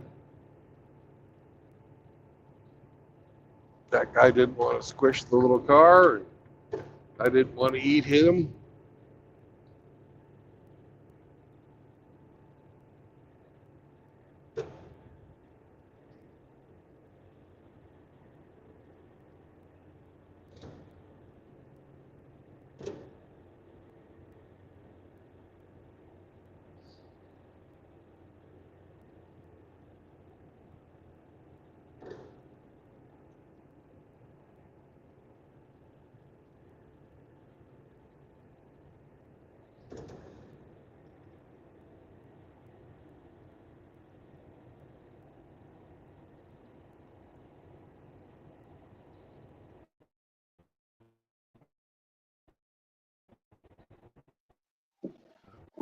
No, Brandon, I can say this with all certainty. In my almost 20 years, I never had a battalion commander, company commander, platoon commander who wasn't a graduate from the infantry officers course, who I was part of the instructor cadre my second enlistment. So I know exactly what it takes to go through that course. So no, we didn't have some fucking pogue come over from supply or S1 or whatever and just fucking weasel their way into a infantry unit. That shit don't happen. Maybe an S3, but never fucking S1.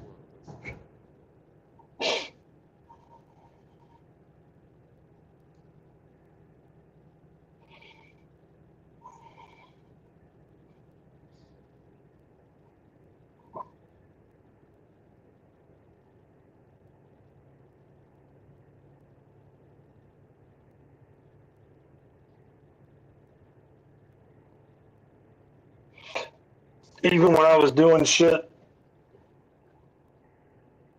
that wasn't particularly infantry but was related to the infantry field, I mean, we still had officers that we had came from an infantry background, so we didn't have non-03s or Pogues in charge. Yeah.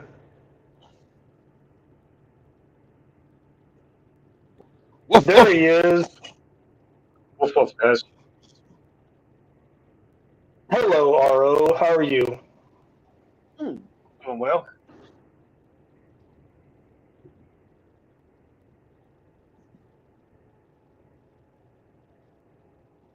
And how was your weekend been, Mr. Results Oriented, sir? It was a good, relaxing weekend. I had my boy with me. Good.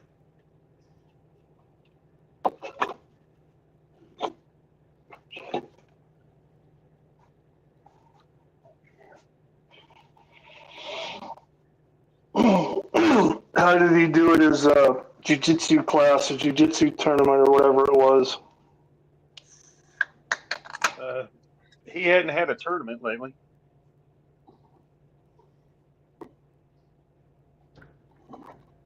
Well, no, I thought that's what you said you took him to. Oh, or was it just class or practice? Just class. Oh, okay.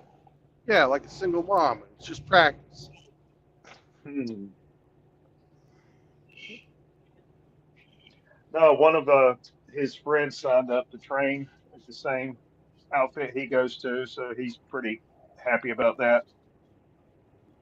Got one of his buddies to tussle with.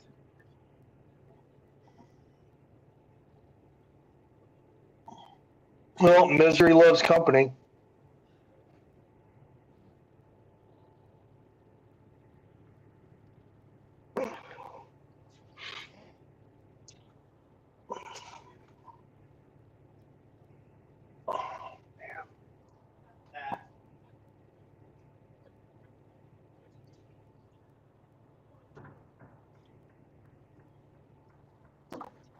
Hey, Jax, when's the next smoker? I have no clue. Isn't it coming up? I don't know. Okay. A font of information. Yeah.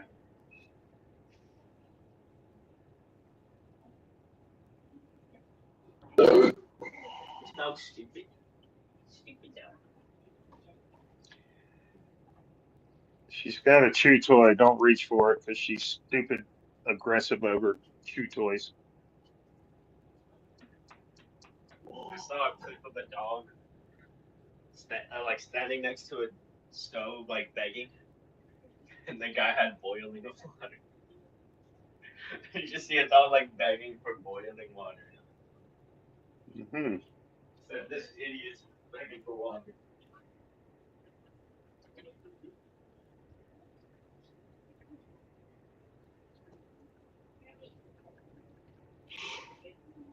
Hey, calm down.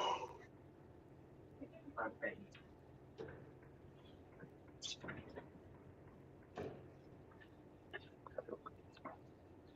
I thought I would share screen Hammer from his Rumble channel if that's okay. Oh, whichever. Same show.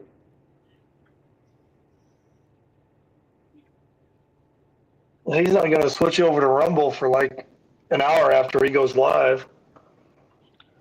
What he does the whole stream on Rumble. He just continues. Yeah, you're right.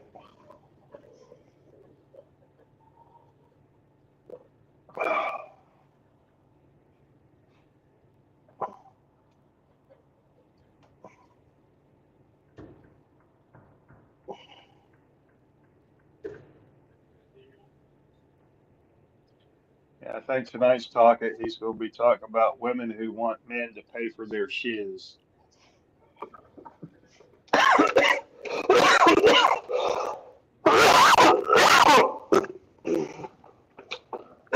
Isn't that most women?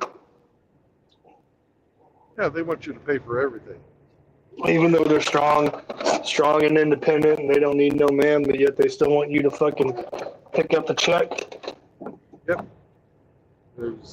Their money is their money, and your money is their money. I heard that when I was married.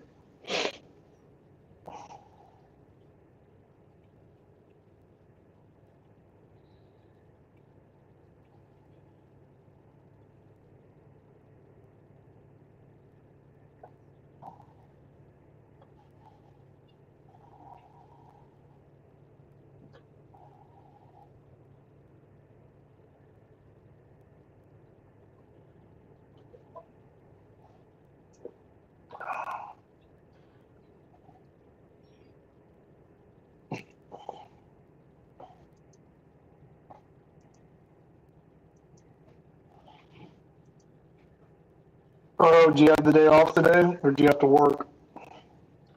I never work Sundays.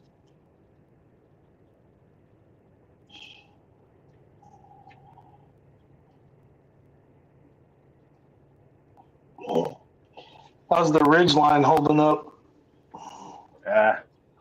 It's telling me on the dashboard it's due for service. So try to get that done next week or this week, I should say.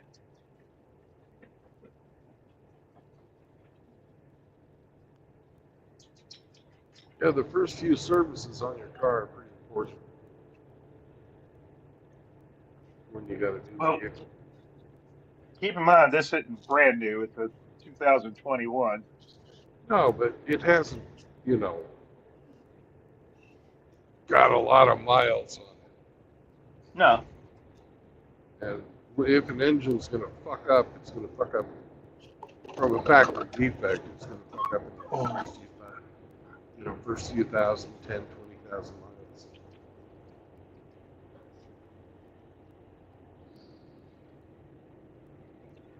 Yeah, Rick sent me an article about the Honda V6 engine in various models failing due to wheel bearings, defective wheel bearings or something. And he just said, hey, be aware this is an issue. Might bite you in the ass. Yep. Grinch, hold on. Grinch, what do you mean? I don't go for that crap. I have my own accounts. He doesn't work. He's practicing to be a boss. What are you referring to, Grinch?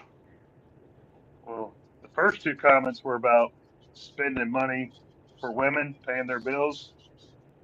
I think the last comment was just a jab at me. Oh, he was just taking a shot at you? That's how I interpret it, but it's great. I mean, not just. I mean, I'm not just brushing it. Like, okay. Okay, he did say he's at RO. Okay. Yeah.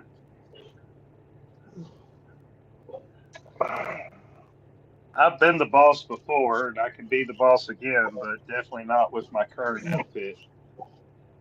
No, but you're the boss. No, but you're the boss inside your own four walls. At the end of the day, when you leave the job, you're the boss. Yeah. Doesn't pay shit, but I'm the boss. No.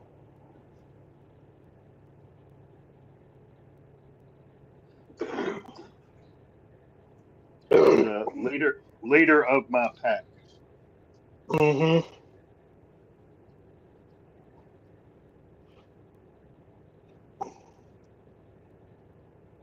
I keep hoping to hear the motorcycle revving.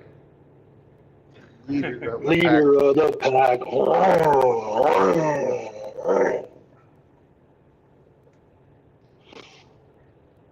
That's a song about female nature. Wasn't that? And again, I'm asking you two because you're older than me, so maybe you know. That song wasn't that done by a group of all black women? Leader I of the couldn't tell pack. you. I couldn't tell you.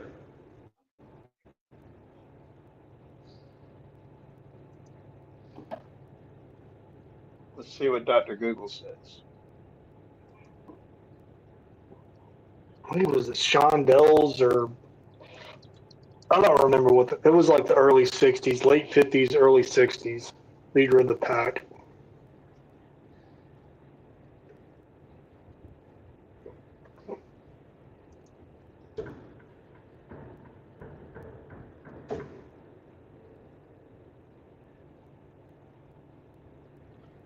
The Shangri-Las.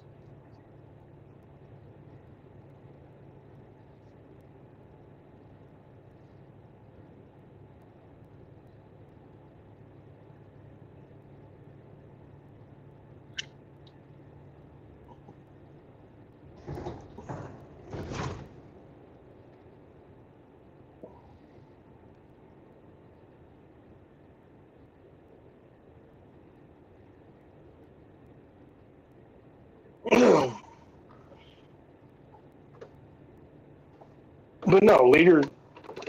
That whole song was just about Getting your the pussy woman. wet for a fucking bad boy. Yeah, bad boy. You know, leather jacket, motorcycle.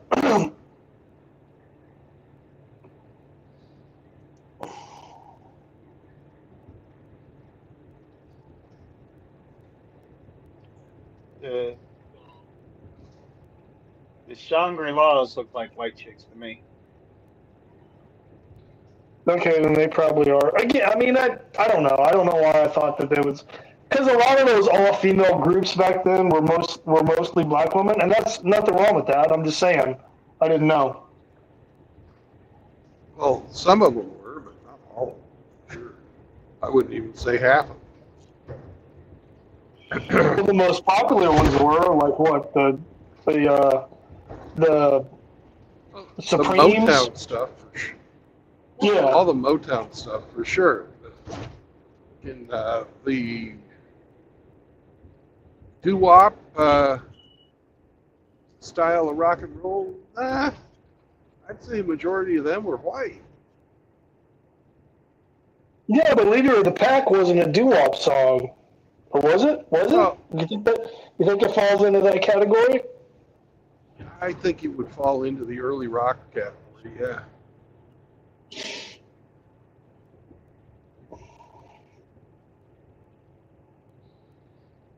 Because almost all of those fucking earlier bands were corporate fucking creations. Mm-hmm. Yeah. No, you're not wrong there. Just because, payola, where you used to have to pay the radio stations to get on the air, and you had to fucking get airtime to sell records.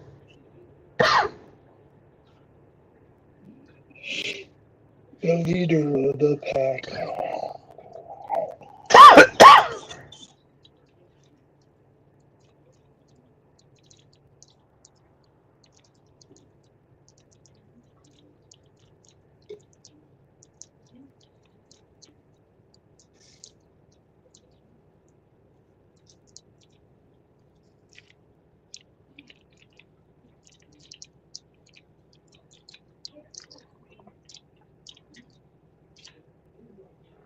Oh, is that you making all that background noise? What is that? Just happened. I don't know. No question that. And I'm thinking of you, Ramadi.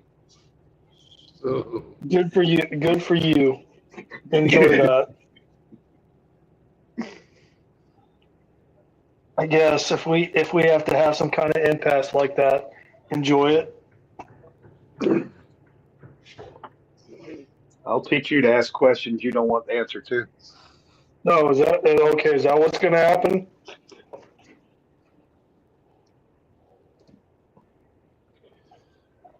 What's the weather in Peninsula? Yeah, today it was in the 60s and overcast. Smelled like rain, but no rain yet. But that doesn't mean that it's not coming. And right now the sun's going down, so it's getting dark. Mm.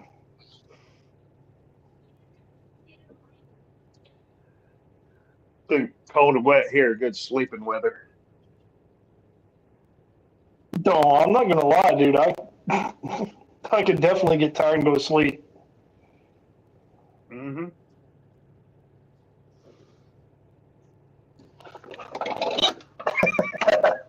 Grinch says cleaning himself ?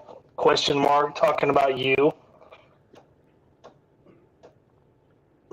Well, Are you doing a spready and doing some PME maintenance to the lipstick? you got to understand, this is the time of year where Grinch just feels mean to everybody. His heart is 3 sizes too small. Mm.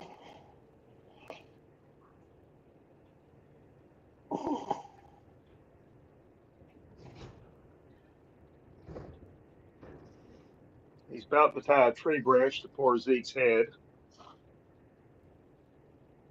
Yeah, but it's still the Christmas season, so you know you got to be the bigger man.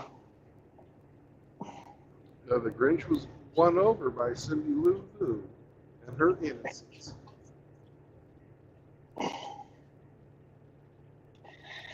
Mr. Santa Claus, why? Why are you stealing my Christmas tree? Why?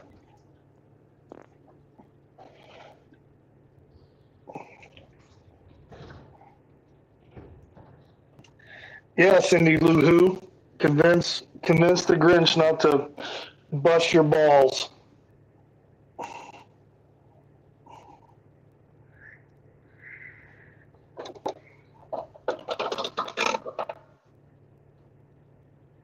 He says, all over a drink of water. That was shit. Did she bring him a glass of water in the original cartoon?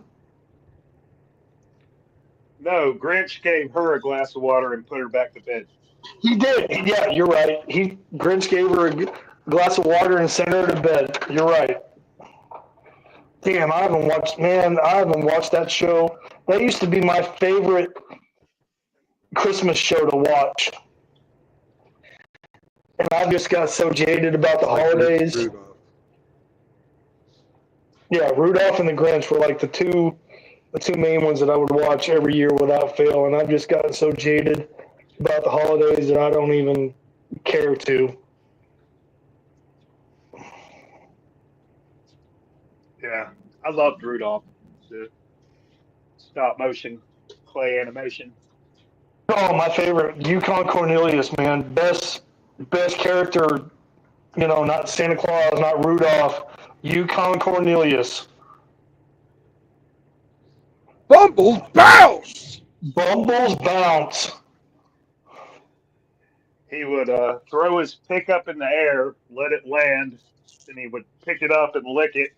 Ah, no gold. He would sniff it and then lick it and be like, nah, nothing.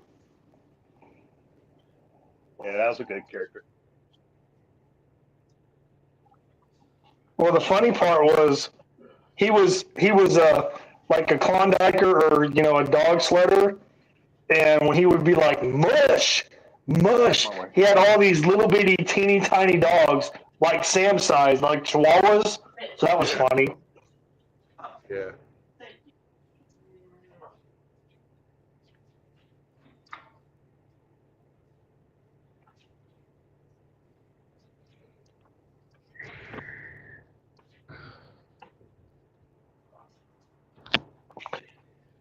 You know, the Island of Misfit Toys, I remember my grandpa. I don't remember how old I was. I couldn't have been very old. I kind of sort of remember this. My mother remembers it very well, but she's not here anymore. But anyway, the pink polka dot elephant on the Island of Misfit Toys. Does anybody remember that? Yep. I don't know if I was watching it over at my grandma's house or whatever, but he had to leave the state to find me a pink polka dot elephant and brought it back to me, and that was a Christmas present. That's cool. That's pretty awesome. That's pretty awesome.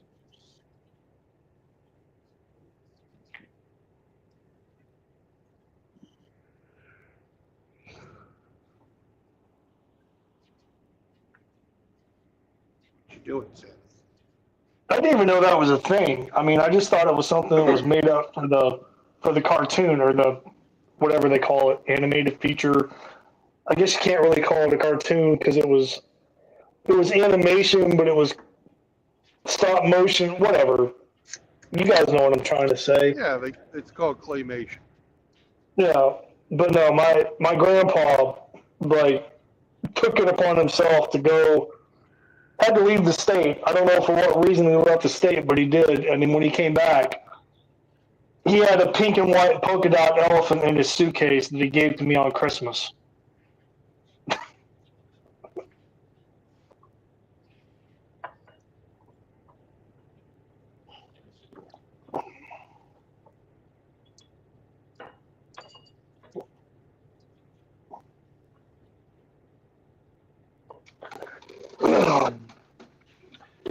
So I don't want to. I don't want to hear about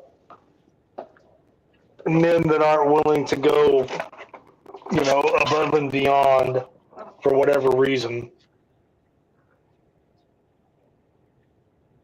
Because I don't remember crawling up on my grandpa's lap and saying, "Hey, I want this." He probably overheard it and just was observant and just, put a pin in it in the back of his mind and made good on it.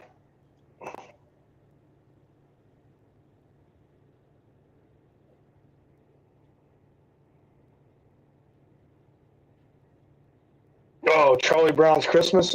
That's another one. I love that.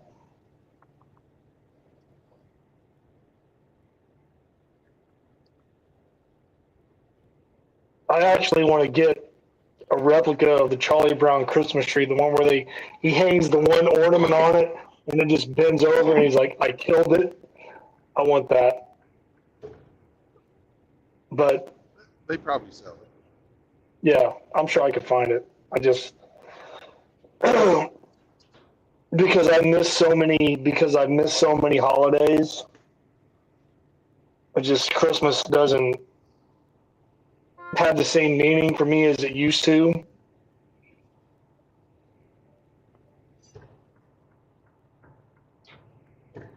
Or I could build a Christmas tree out of empty beer cans. I could do that. Little hot glue. No, just stack them.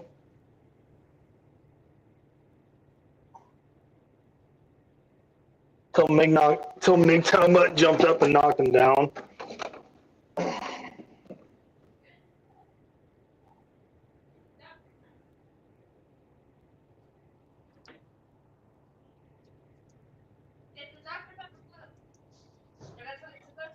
Our hammer just went live. I just got a notification, so you better get on the ball. Yeah, but he's way gonna play. ahead. Way he's ahead gonna of you. play all kinds of intro stuff.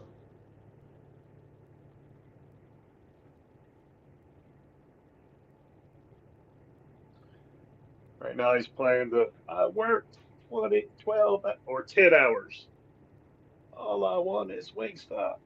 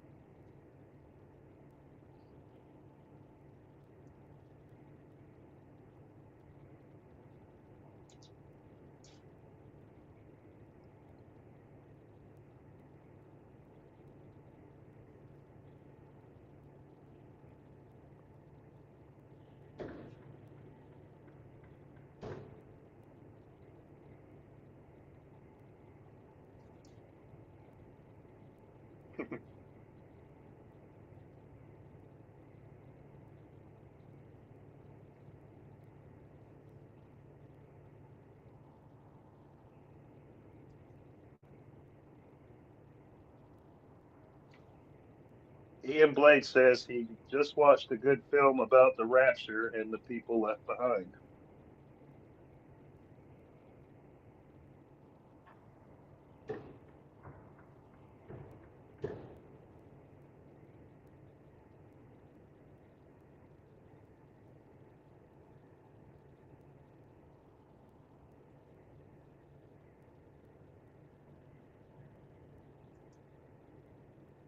Cool, Ian. What's the name of the film?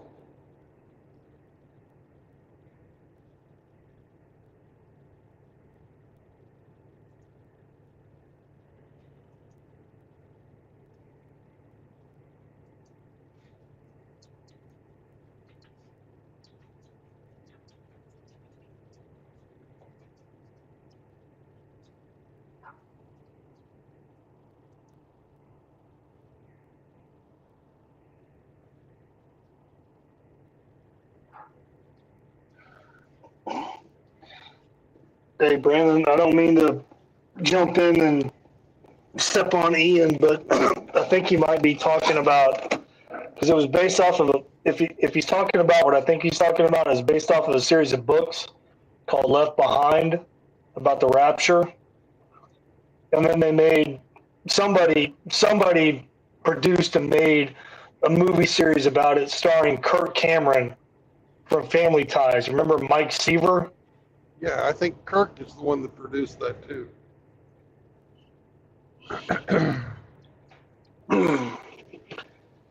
One of the few guys that came out of Hollywood that's moral Christian. Yeah, no, he came out on the other side pretty clean. I mean, he didn't do himself any favors, but yeah, he did.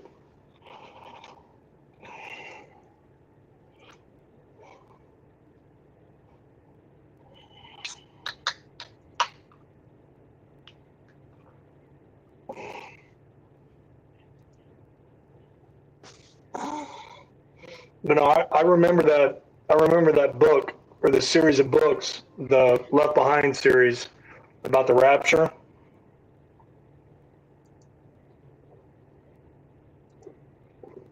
Never read it personally. Maybe I should, but He said it's called Left Behind. It had Kevin Sorbo, One World Government, etc.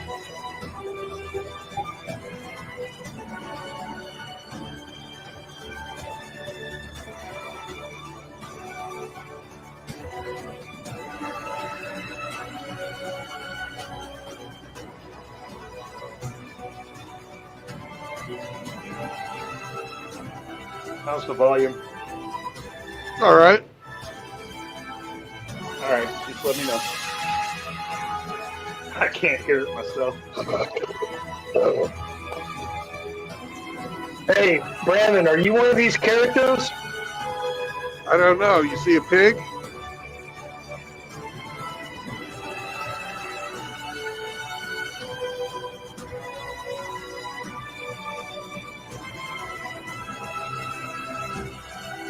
Well, you said you wanted a cameo in the book. I mean, does that mean it has to be a pig? Or just a likeness?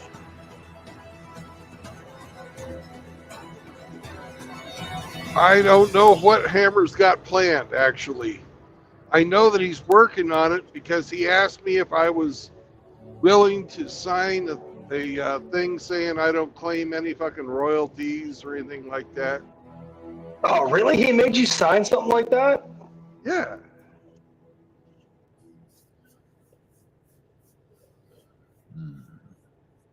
I also made him promise that he wouldn't copyright my fucking gentlemen, people. Trucker Pig. Good to see you tonight, as always, on this beautiful, fine Sunday evening. What's this? Joss Borgs.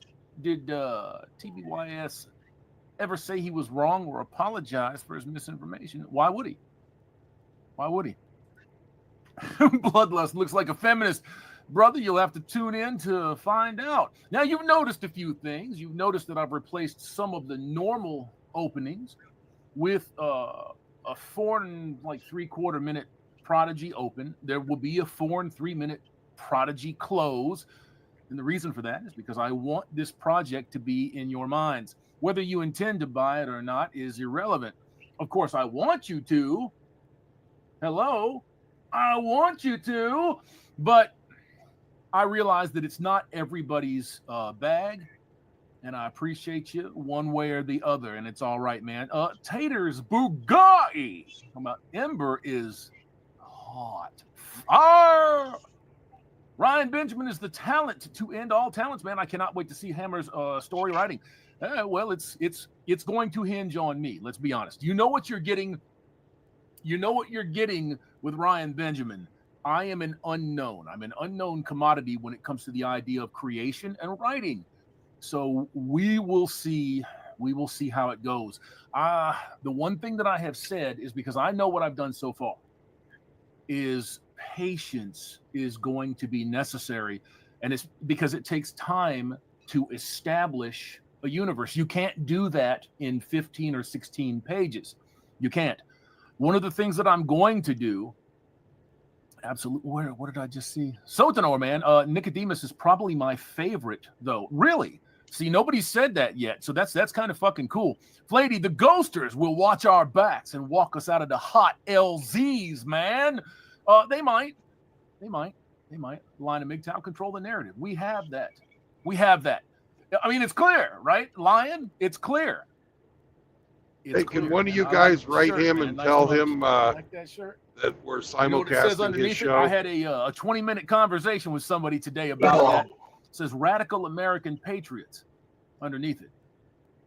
Lest we not forget that the founding fathers. I don't have a way to get in touch with them directly. Just Hey, leave him. maybe you did. They were under the leave- death sentence. well, I do, but just So, leave him a message in You chat. know, you may or may not. I agree got with it, That's Brad. okay. You don't have to. You don't have to. I'm not going to crawl up your ass one way or the other. I'm just saying I know where I'm at. So I hope that you at least know where you're at. We are a butt whisker away from 2,000 subs on this brand new channel over here on the Used Tubes. That really, really makes some people very irritable. As a matter of fact, all of those some peoples have attempted to contact me and draw me into bullshit in the very short time that this channel has been around. And all I do is block and delete. I don't read the messages. I don't care about the tags. None of that. What's the fucking point in doing that? What's the point? Sergeant Grits Brandon is simulcasting your stream. Hammerhead. Anybody's welcome to, man. Thank you very much. I do appreciate it. Mike! TV Dub. Mike, bro, I might be able to lay my hands on a Brett Booth. On a Brett Booth X-Men pencils. Maybe, Mike, the U.S. Constitution is one of the greatest pieces of paper. Wish the Great White North had one. Well, that's what sets us apart from just about everybody else. That's why the world is working overtime to kill the Constitution here, to kill the First Amendment, the Second Amendment. Let me get back to my original thought.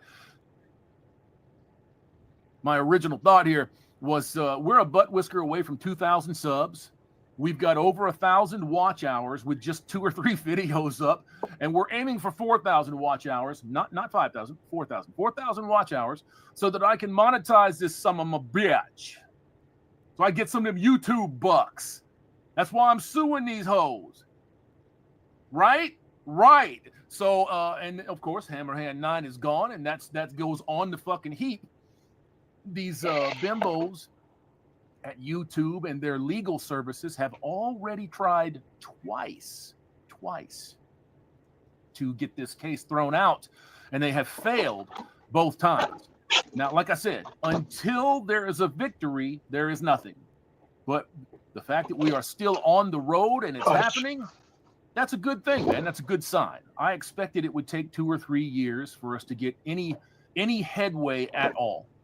As far as that suit is concerned, I'd like to welcome the 134 viewers over here at the Used Tubes, the 382, almost 400 of y'all over at the Rumble Double, man, and 11 strong at MGTOW TV. Gentlemen, we have some issues.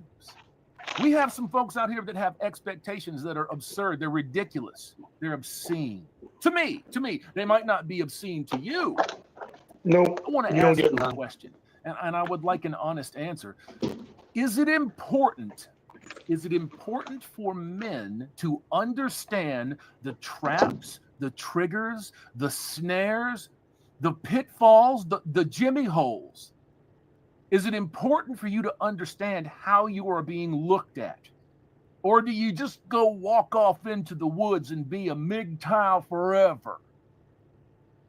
Personally, for me, I think that it's important that you understand how you're looked at, not how people perceive you, like a bald goatee, a little rotund.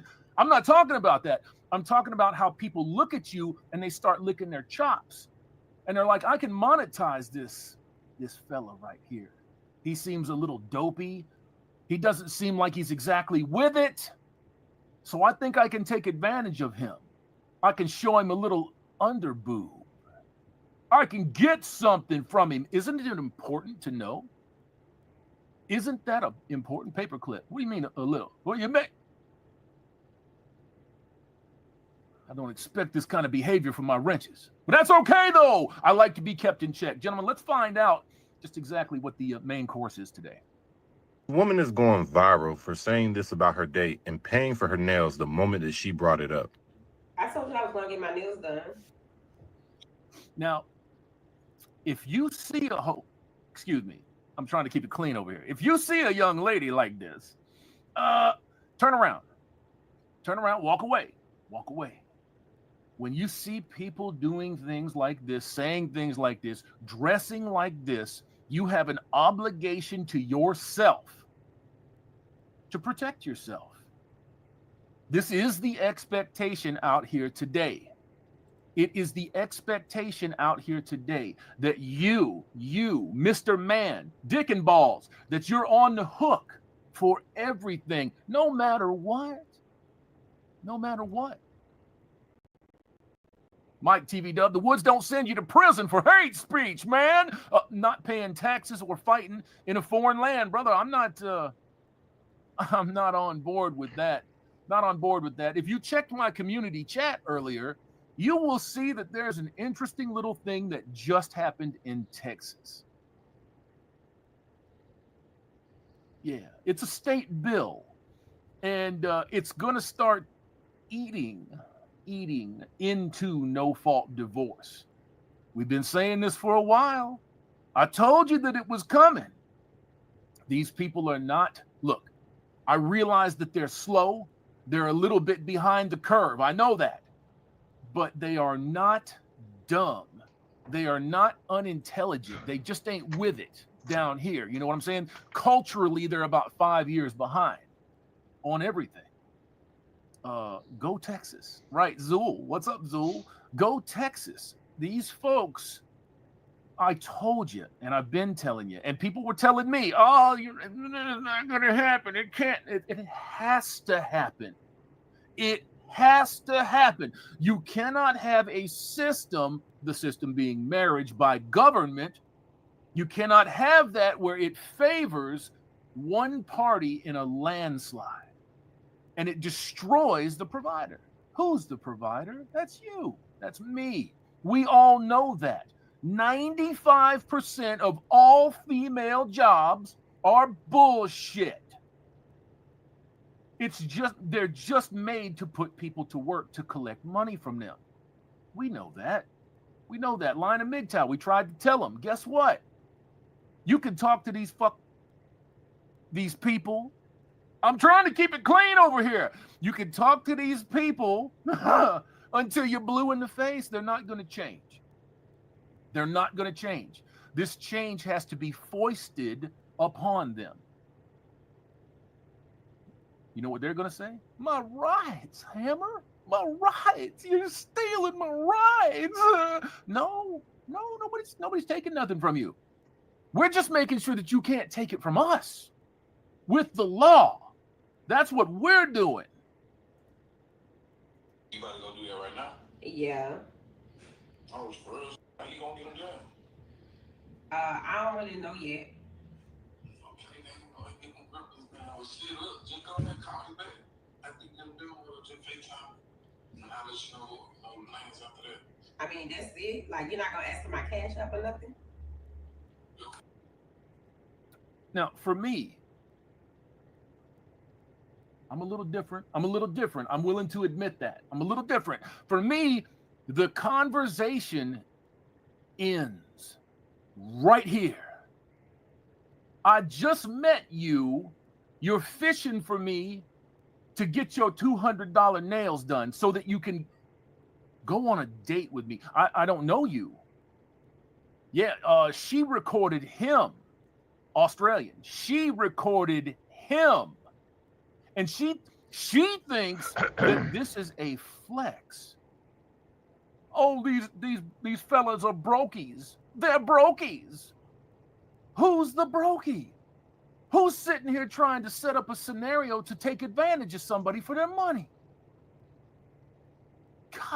God, dog, man. You invited me on a date and I need my nails done. I mean, I thought it would click in your head while I'm Strange, beautiful music. It's Bill 732. Let me get over to my YouTube real quick. I'm gonna open up another window real quick here, guys, and let me get over there and I'll find that out for you. I posted it and it just kind of left my memory a little bit. Hang on. It is House Bill 732 in Texas, and they're going to start chomping away at parts of no-fault divorce. And it seems kind of innocuous right now. Like you can't divorce somebody. What this specifically is saying is that you can't divorce somebody over impotency, right? Like ED, erectile dysfunction. That's not reason enough to divorce. I would agree that that's true. You look, when you signed on the dotted line, it was for better or for worse. Now, if your Putin nanny fell out and somebody kicked it down the street, I'm not just gonna walk away from you. I got other holes. I can work with them. I can work with them. I'm just saying. telling you I'm going to get my nails done. No, I actually want it. I'm not, wait, hold up. Let that go. I got to get your nails done to take you on a date. Yes, you do. Like, if you invite me on a date, I have to look a certain way. And it's your job as a man to make sure I look like that. Now, what would you still be involved in this conversation? Would there be a dial tone on the other end of that line? Why in the world is this man still talking to her? How is this conversation going on like this? Nails only cost $40 to $80, man. She's leeching off of him, but you know if he offers to pay, she's not going to spend $80, she's going to spend $200. You know that, just like I know that. Lion, come on now, come on. But still, 40 to 80, how ridiculous. Sir, yeet is yeet. You yeet them hoes right out the door. Why are you still talking to this woman? Like, baby, who raised you? It seems like your parents failed. You just said it, though. I'm not your man yet. Okay, but you're trying to be. Taking me on a date mean you trying to be my man, right? This look. I'm going to be interrupting the hell out of this. And I'm sorry. I'm going to be interrupting the hell out of this. Timster, you got it, bro. Right there, man. I'm going to be interrupting the hell out of this.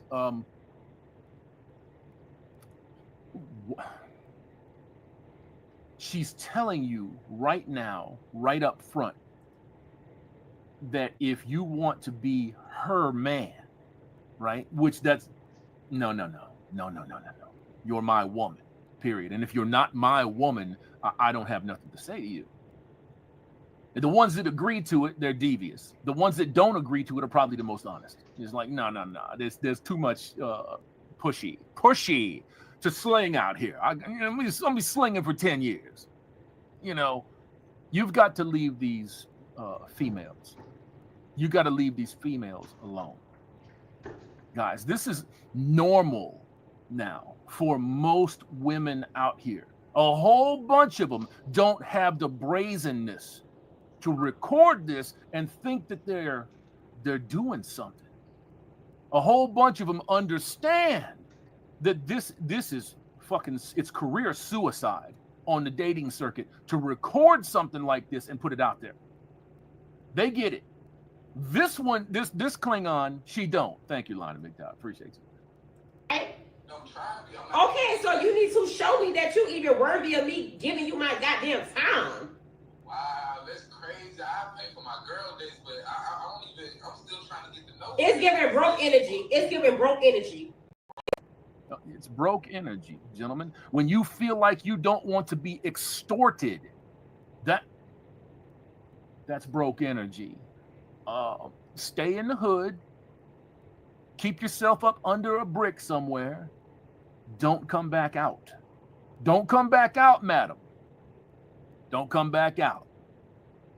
5-0, she's got trash energy. You know what this is, man. You know what this is. This is a career woman. You know what I'm talking about? A lady of the night. This is not how dating works. This is not dating. This is not dating. How do you continue to have this conversation, right? Who the fuck continues to have this conversation and her voice is just misery on my ears? It is. Nobody that's serious continues this conversation.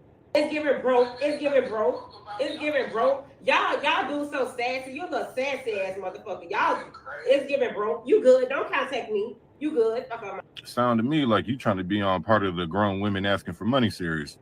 Look, all I'm gonna say is, if you single in 2024, I'm gonna pray for you, because it seems to me as if the shit that I'm seeing on the internet, that nowadays a lot of relationships are being viewed as transactional. Look. Who's dating in 2024? Who was dating in 2023? Who was dating in 2019, 2015? Nobody.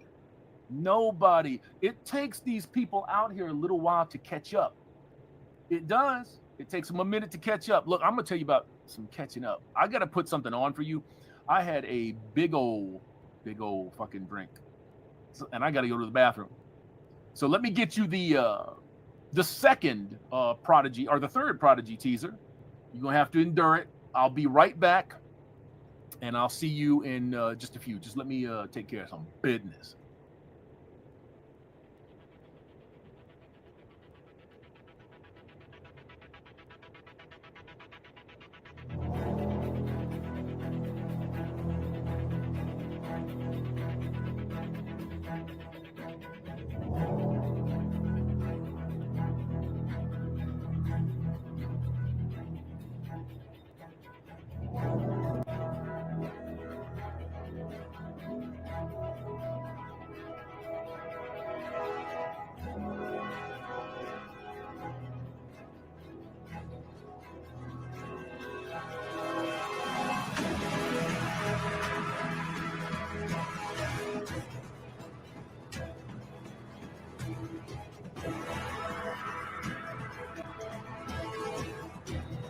Old man pee-pee break.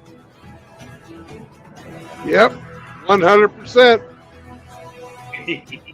Right. Evil Santa's bladder's not what it used to be. That's all right. I'm right there with him. Same here.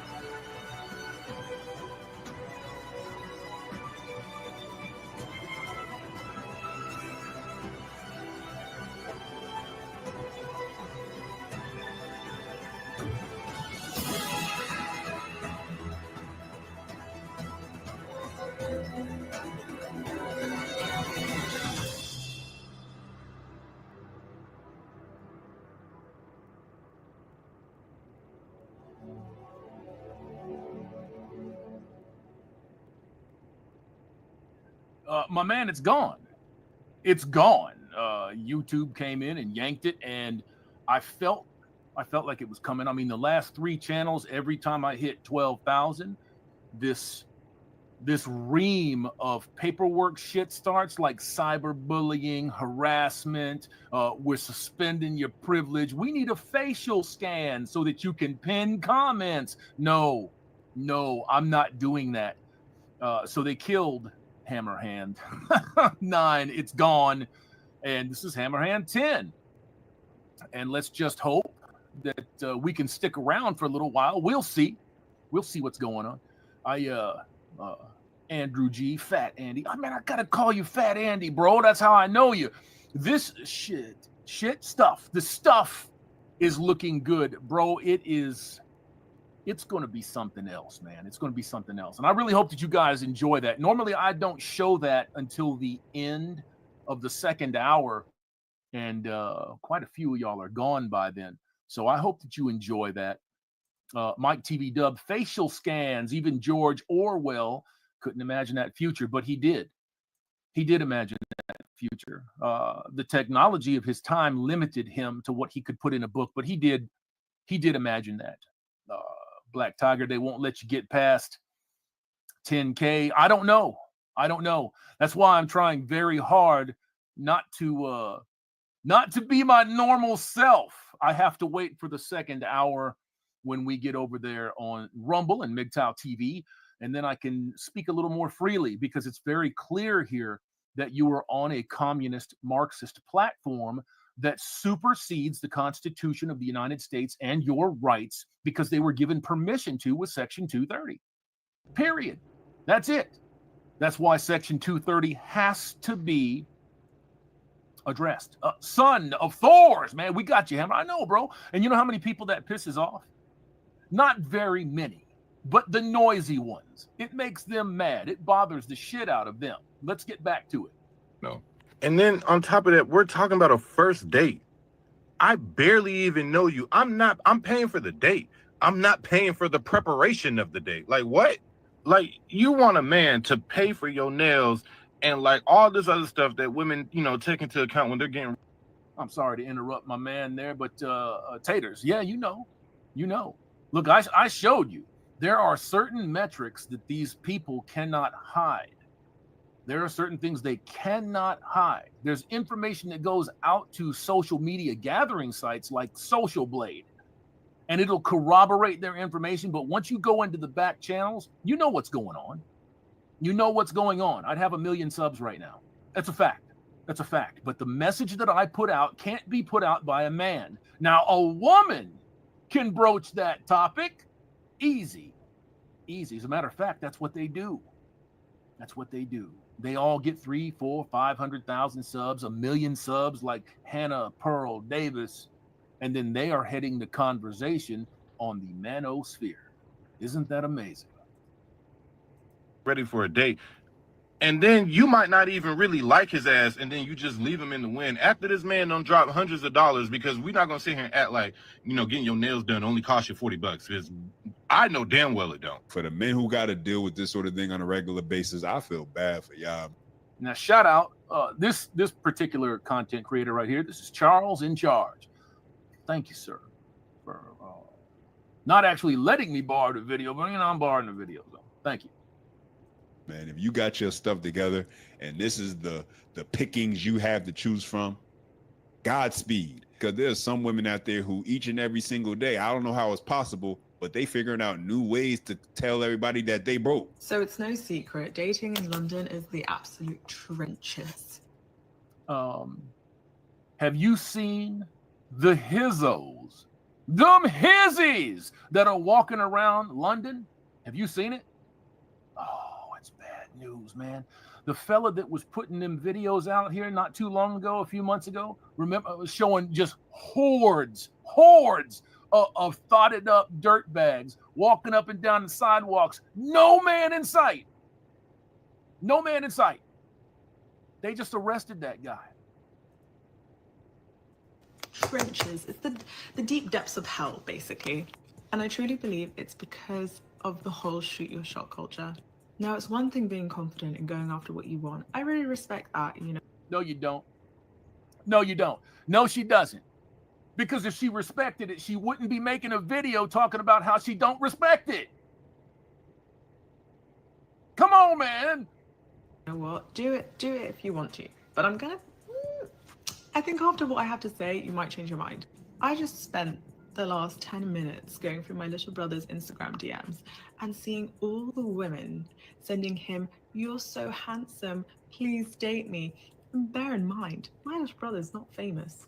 He's not famous. So for him to have this kind of female attention is...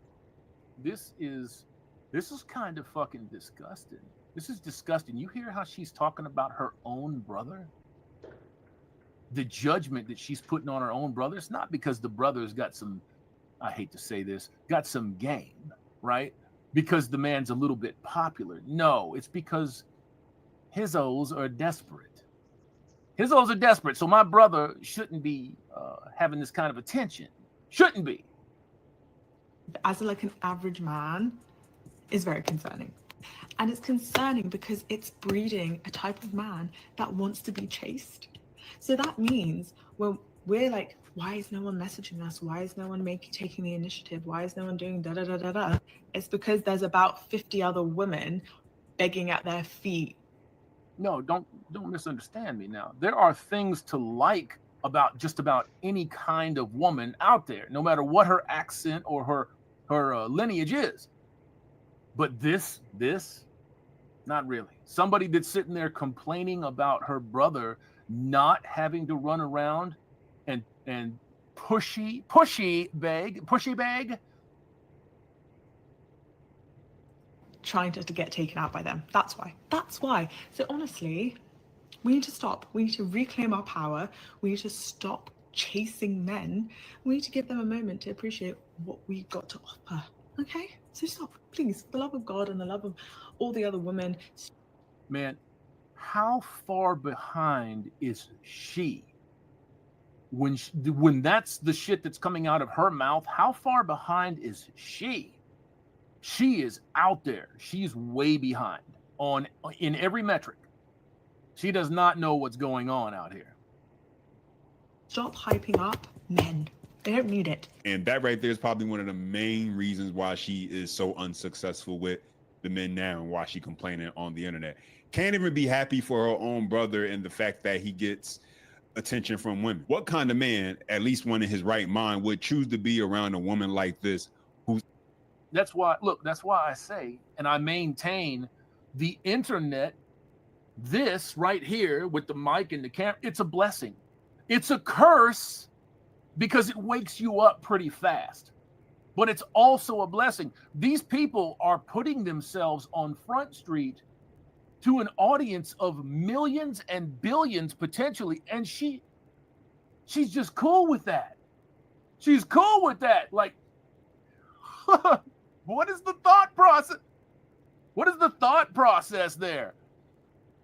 You're gonna run across people that have seen your little TikTok, and they might have had some decent feelings for you, and then when they see how you treat your own brother, really?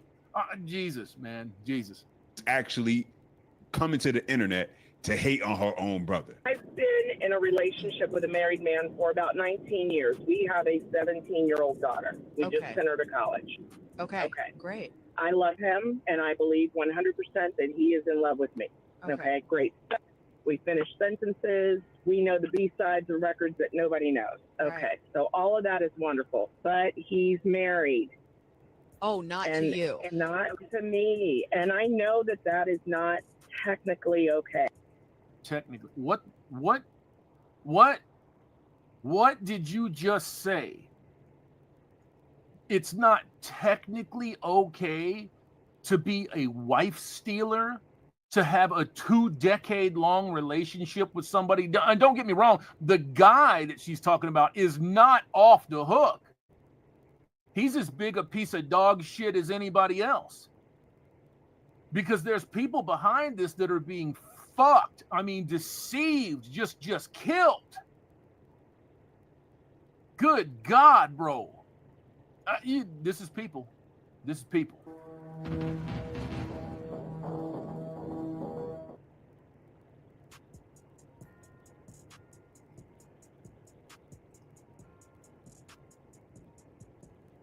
Man, listen, this is why whenever I hear situations as far as how women complaining about how their man is treating them, I just go back to this one simple thing.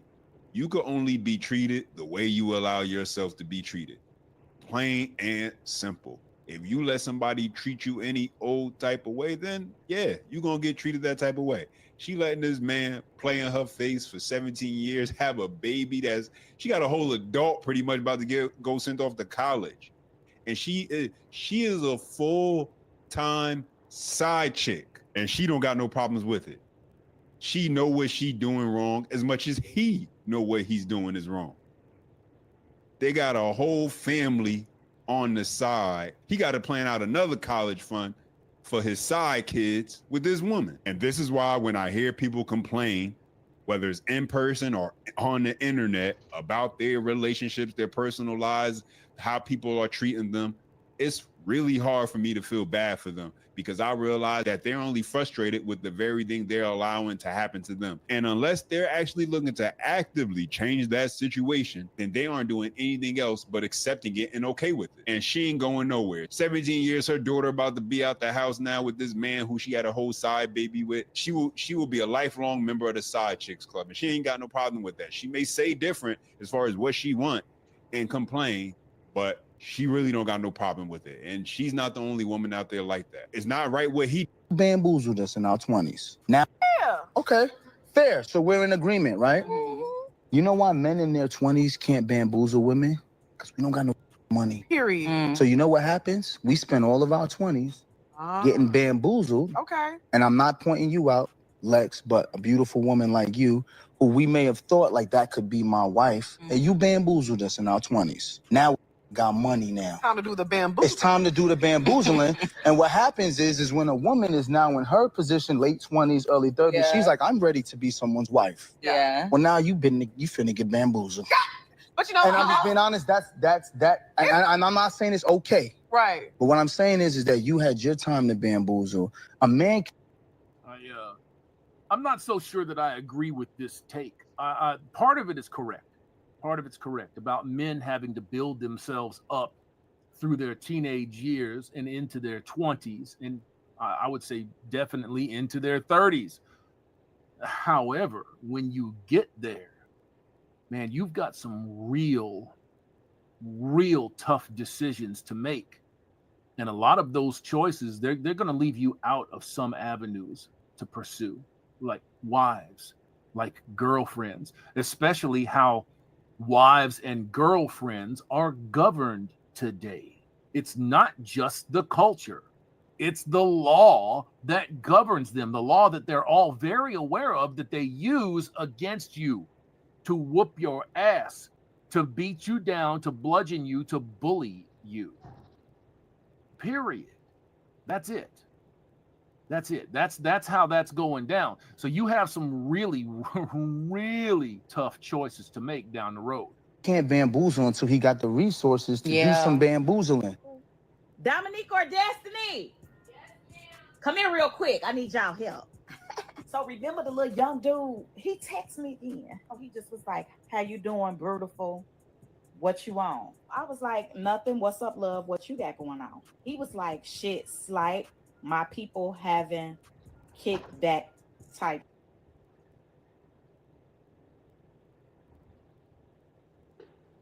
That's English, right? Is that English? Shit. LMK, what's up? What does LMK mean? Hurry up so I can respond. Hey, I told him what you just told me to tell him, and he just texted back and he said, what you wearing? So I said, is there a dress code? What you wearing? He said, Kasubi jeans type shit, little chrome hearts hoodie type shit. What I'm supposed to wear? How the fuck is this old ass woman talking to somebody in their 20s and she can't understand what they're saying? There is such a thing as bad judgment. This is bad judgment. This is terrible judgment. And your fucking kids are out here trying to help you decipher how to go out with this cat? Bruh. So I got a purple blouse that I think would be too cute to put on tonight. What you think? You mean I can't wear no blouse to the kickback? This mean he want me to bring some liquor? He says stop at the store and grab a little Don Repo, baby. If you can, pull up on my cousin. He got a trolley waiting for me. What he need a trolley for? I'm driving my car there. I don't want to ride on no trolley. What he mean when he say don't make... Lion,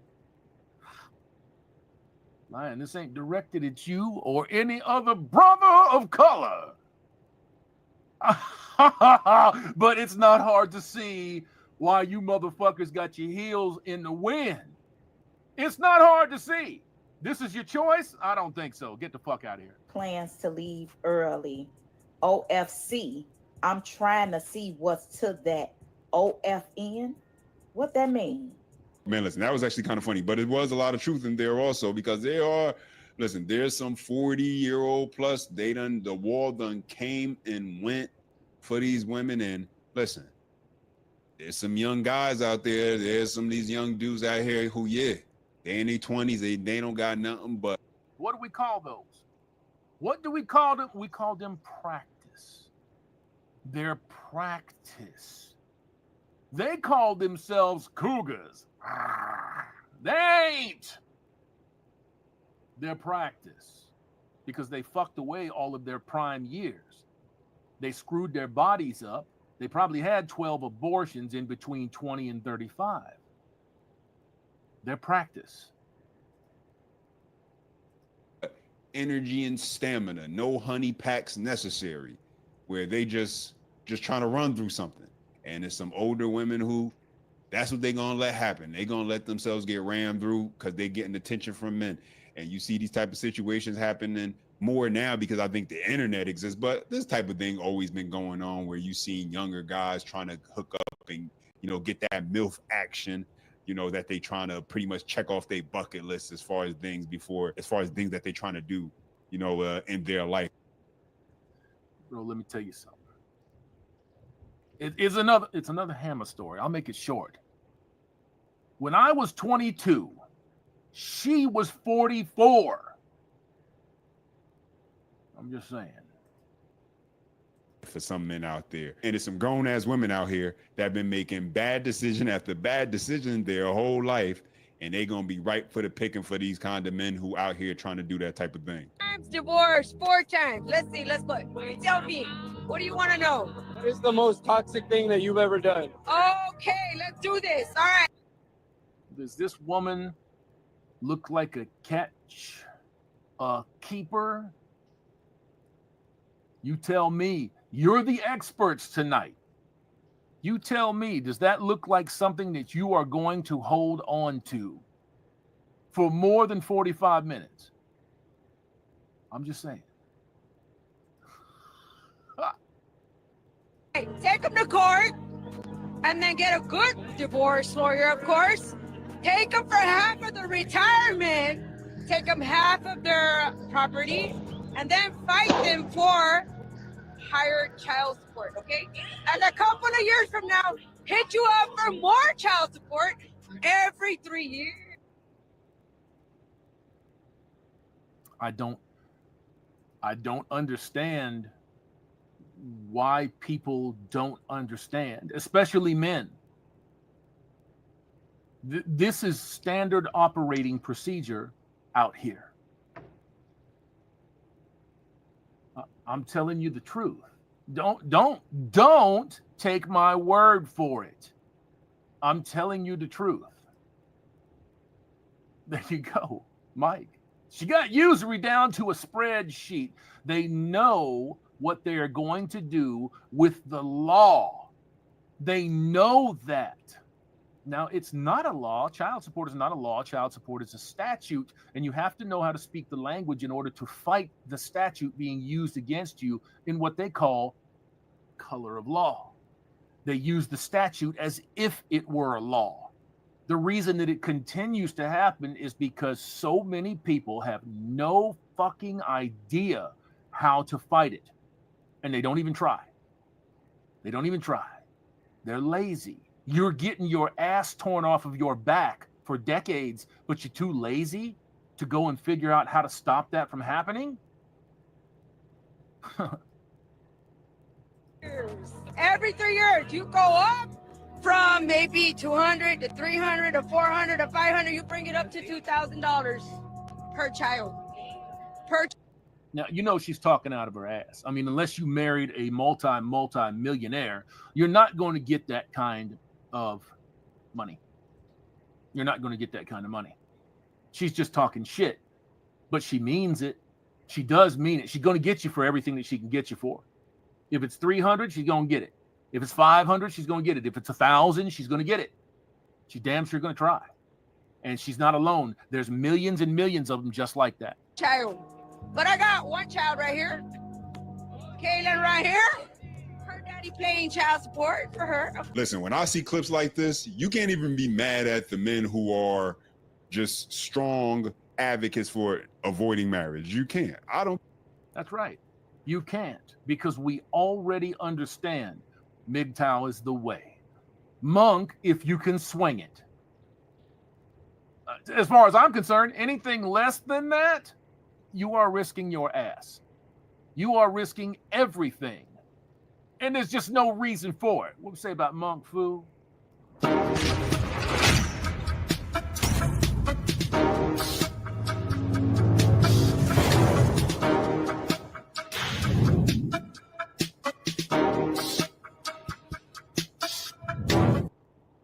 Get mad at them, and you guys know that I'm married myself. I don't get mad because even though you may be in a strong, solid relationship and it's healthy and things are going right with the woman you're with, you already know as a man, number one, how hard that was to build and create and sustain. And you already know that if something was to ever probably happen to your woman that you with, God forbid, something tragic, that you probably wouldn't ever do it again either. I can't believe it's your birthday. Oh my god, I'm so excited. So we're gonna go to that fancy restaurant that we always wanted. You know what I can't stand about modern hoes? Let me show you. Them stupid little hair wings on the sides of their brows. When is this shit going to die out? When is this going to die out, bro? I don't know. Somebody is asking if Rumble is freezing. Hold on. Is Rumble freezing up? No, Rumble is not freezing up for me. So I would just suggest reloading, my brother. Just reload if you can.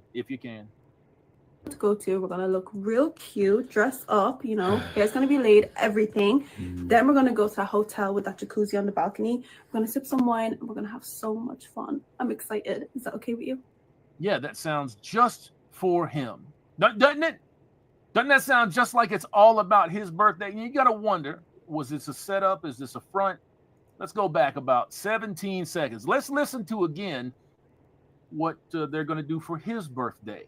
If it's your birthday, oh my god, I'm so excited. So we're gonna go to that fancy restaurant that we always wanted to go to. We're gonna look real cute, dress up, hair's gonna be laid, everything. Then we're gonna go to a hotel with that jacuzzi on the balcony. We're gonna sip some wine and we're gonna have so much fun. I'm excited. Is that okay with you?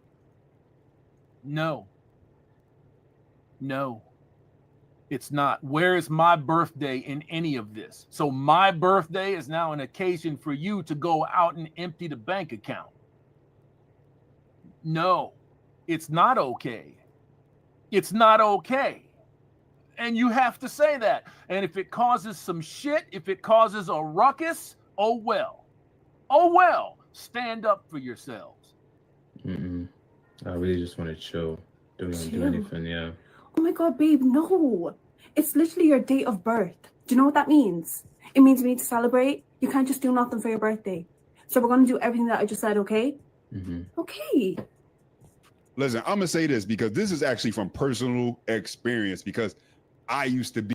Yes, I did. As a matter of fact, I did see that. I also saw another one. Who was it that put it up? Was it Walmart? I saw it today when I was on the elliptical pumping out them 6 miles. When I was over there doing that today, I'm not going to explain it here because it'll get the channel struck. but it was revolting and disgusting. And Walmart's one of the biggest purveyors of that type of shit, that type of filth. That guy who I really didn't care about my birthday. And it's not because I didn't celebrate my birthday when I was little or something like that, or like I always celebrated my birthday. I had great birthdays when I was a kid. I can remember getting great gifts, basketball courts, birthday parties with Ninja Turtles and all that kind of stuff. I remember it all. But as I got older, I really stopped caring about my birthday until my now wife really started to make a big deal out of it. And at first I used to really not like it and be like, you don't gotta make no big deal out of it. It is what it is. It's just another day. It's 365 days in a year. It's just another day. I'm gonna go to work. I'm gonna act like It's not quite 85%, but it's pretty close. Would they say 69% of American females are not just overweight, they are significantly overweight. An American woman today, a modern female, weighs as much as a man did 30 years ago. Bro, that ain't good. That ain't good. Like, you know, I remember one year I forgot it was my birthday on that day until somebody asked me to date. I was like in college, I remember. It was wild. But either way, if you with your wife, you with your girl. Channel was taken down. Divine Retribution. Hammerhand 9 got shot canned. It got taken down. Knew it was coming. It's always coming. Let's be honest. You can cross your T's, dot your I's every single time this channel's going to get yoinked. Who's this? The master of Blue Pill Disaster is Reese in the house. Good to see you, man. Girl, and she want to go all out for your birthday, let her do it. Let her do it, because chances are, this is just from my experience, you are actually going to appreciate it. You're going to enjoy it that much more. She's going to do things for you that's going to put a smile on your face. If she genuinely cares about you and she wants to celebrate it, that means she really cares about you. And she's going to do some things for you that you be like, wow, I wouldn't even thought about doing something like this or being so creative. And it's going to make it even more worthwhile. I done had some great birthdays just off of that strength of giving her the freedom to just be creative and do what she want. As far as for my birthday, it may not be next month. It may not be this year. You gotta leave, bro. Leave. I know the peer pressure, she was trying to make you leave your mama house, but you was staying rent free over there. Ain't no more chilling. Nah, none of that, bro. You really ain't think about this, huh? You just wanted to poon in, huh? She make the rules in that house, huh? Just tell me now, because you're not running nothing. If your name not on the lease, bro, you're not running nothing. Don't even unpack your clothes. No. Even if your name is on the lease and you try to operate that way, dealing with these females today, it's going to get you into a lot of trouble. They all tell you, I want you to be the man. You got to lead, and I got to be in my feminine, so you got to be in your masculine, and they start puking that crap out. And as soon as you do that, 911. Yeah, he's unruly, man. Send the squad. Get the squad over here, man. We got to take care of this motherfucker. Oh, man. Bad boys, what you want, what you want, what you gonna do when Sheriff John Brown come for you? Tell me. Like, just leave your clothes packed in the luggage. No matter how good she make it sound, leave that girl house. Leave that girl house right now, bro. Do not stay in that girl house. No, bro. Don't bring your game over there. Bring 3 pair of clothes over there.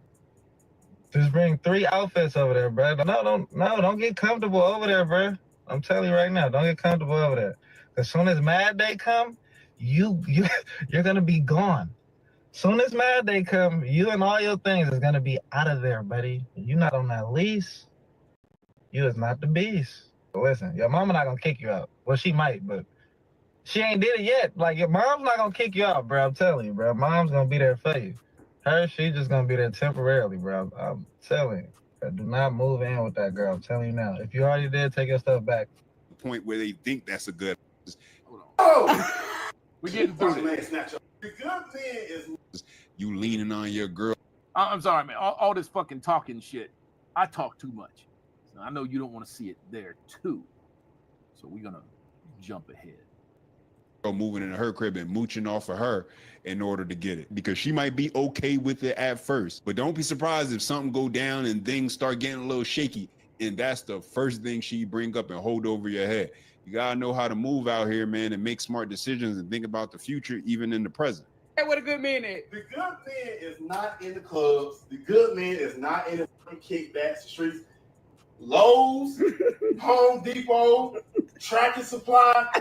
Instead of putting clothes on and go to the club, put some decent clothes on and just walk around Lowe's. Walk around that stove, refrigerator, cabinet section. Watch a man snatch your ass up, take you back home and remodel your whole house. But y'all out here in the club, all y'all motherfuckers looking like y'all all got on some skirt, y'all all showing titties, y'all all got all the makeup and your lashes. They got all that shit on. So how can we decide who is who? The good girl standing with the hoes. But if like I said, if I approach a hoe, I can't talk to none of them other women. So now I'm stuck, and I'm like, damn, I can't shoot my shot because the good girl will be like, didn't you try to holler at that hoe? You dress like the hoe. Man, listen, he right though. He's making. We're gonna get out of there. Let me get over here and get the rando verse. Let's go to the front, man. Let's go to the front.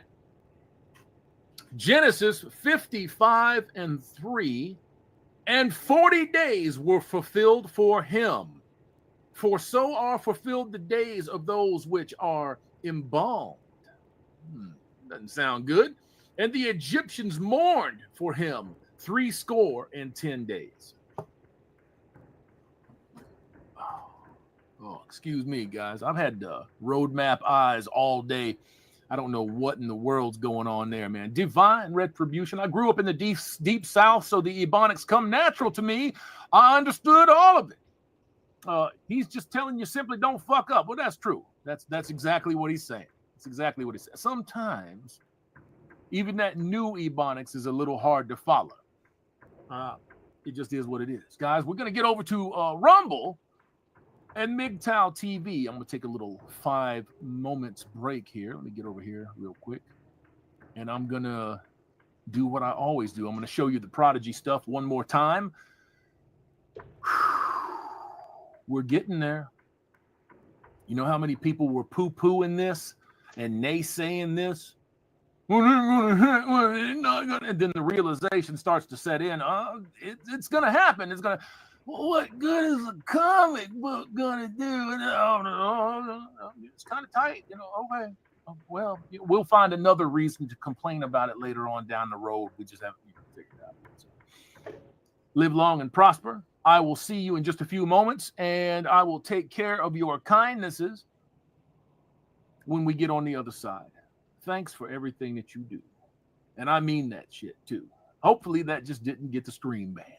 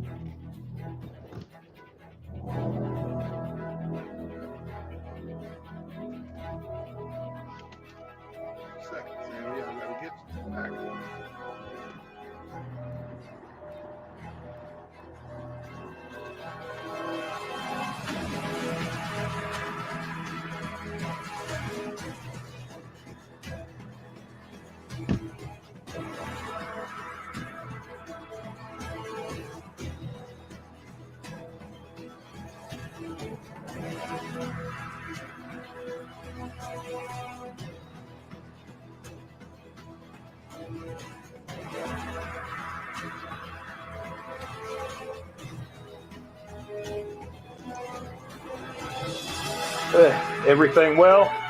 I stepped away to make some work lunches and wash some dishes, so I hadn't been monitoring the computer.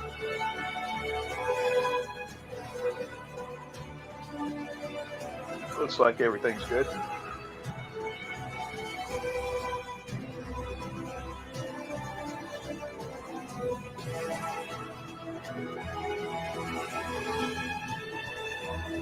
All right, Grinch, thank you.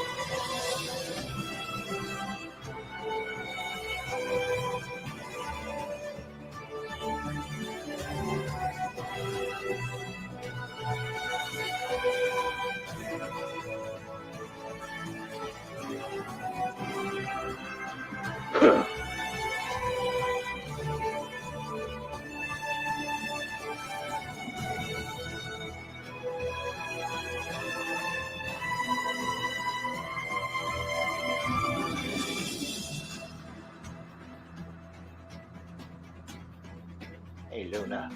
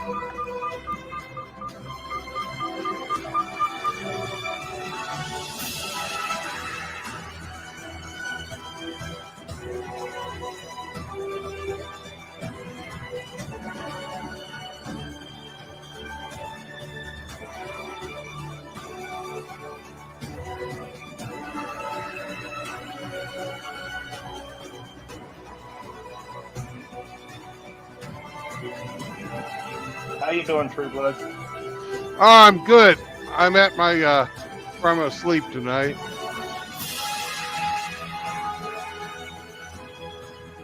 I'm just about parked. Right on.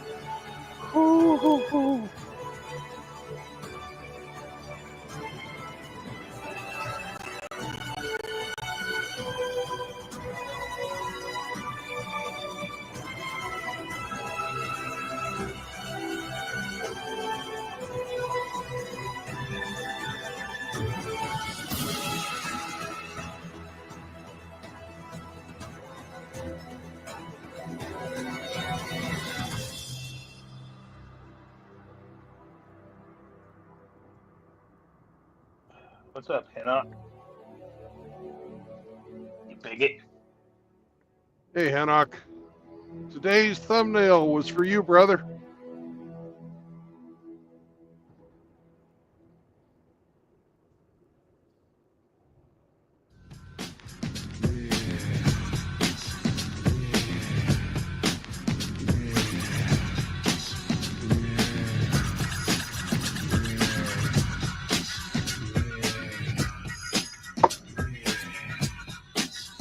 Rolling around with my 10-man crew, looking for a nigga that they call Boo. Sammy.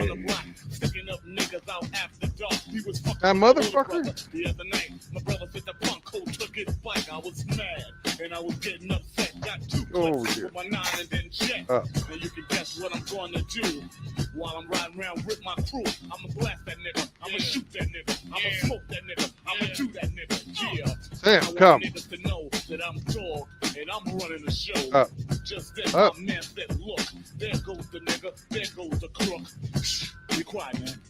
Pull over. Yeah, I'ma show this nigga what time it is. Yeah, let me get out. Hey, yo, Boo. Hey, yo, Boo, come here, man. Come here. Yo, man, what's up? What's up? Hey, yo, check this out here. The hell with you. I'm a Bronx nigga. I'm a Bronx nigga. I'm a Bronx nigga. I'm a Bronx nigga. I'm a Bronx nigga. I'm a Bronx nigga. I'm a Bronx nigga. Come on, JR. Only one scoop? Been a good boy. All right, I'll be right back. I'm gonna de-water the dog. Yes, sir. So I make my move, start to kick game. game. She had to never ask me my name. I'm the dog, the large motherfucker in my block. Get in my car and let's hit the spot. What's the spot? The spot, that's my cribble, my place, my pad. Bitch, you know, it's the place where I put my head to rest. Let's get in my ride and I'll tell you the rest. We was out and I was doing 95. Got to the crib in 10 minutes time. Poured her a nice cold drink. Whispered in the air, I said, I know what you think. She said, what? I said, I think you're all that. How could you tell? Because your ass is fat. She said, what? I know you're not trying to. I can't stand pausing them fucking songs when they're playing. But that's a sneak peek of what we've got coming for later tonight when this is done and dusted. I set up some more rap, some hip hop. Some of you are already out the door, and that's okay, man. It's not everybody's taste, but I grew up in it. I grew up submerged in it. So I have some fondness for it. Now, the shit that's out here today, not so much. You know, you can pick maybe 1 out of 100 songs that are somewhat decent. Let's get over here to the Kashif Apith, man, and solve a couple of things real quick and make sure that everybody's good. Come on, come on. And yes, we do have one. Hang tight, guys, hang tight. Let me get this squared away for you. FP, you know who you are, man, with 5, bro. 5 pieces, 5 big ones. Simpson, New York City carry bags for their 304s during Christmas. I'm a little torn on that one, you know. She's not an asshole. I guess it's not wrong, not terrible to carry a bag, but not all the bags. If you're spending the money, you get one of them bags too. You carry it. I'll help you. But I'm not gonna be your pack mule. You ain't gonna spend my money and I'm gonna be the pack mule. No, that's just not gonna happen.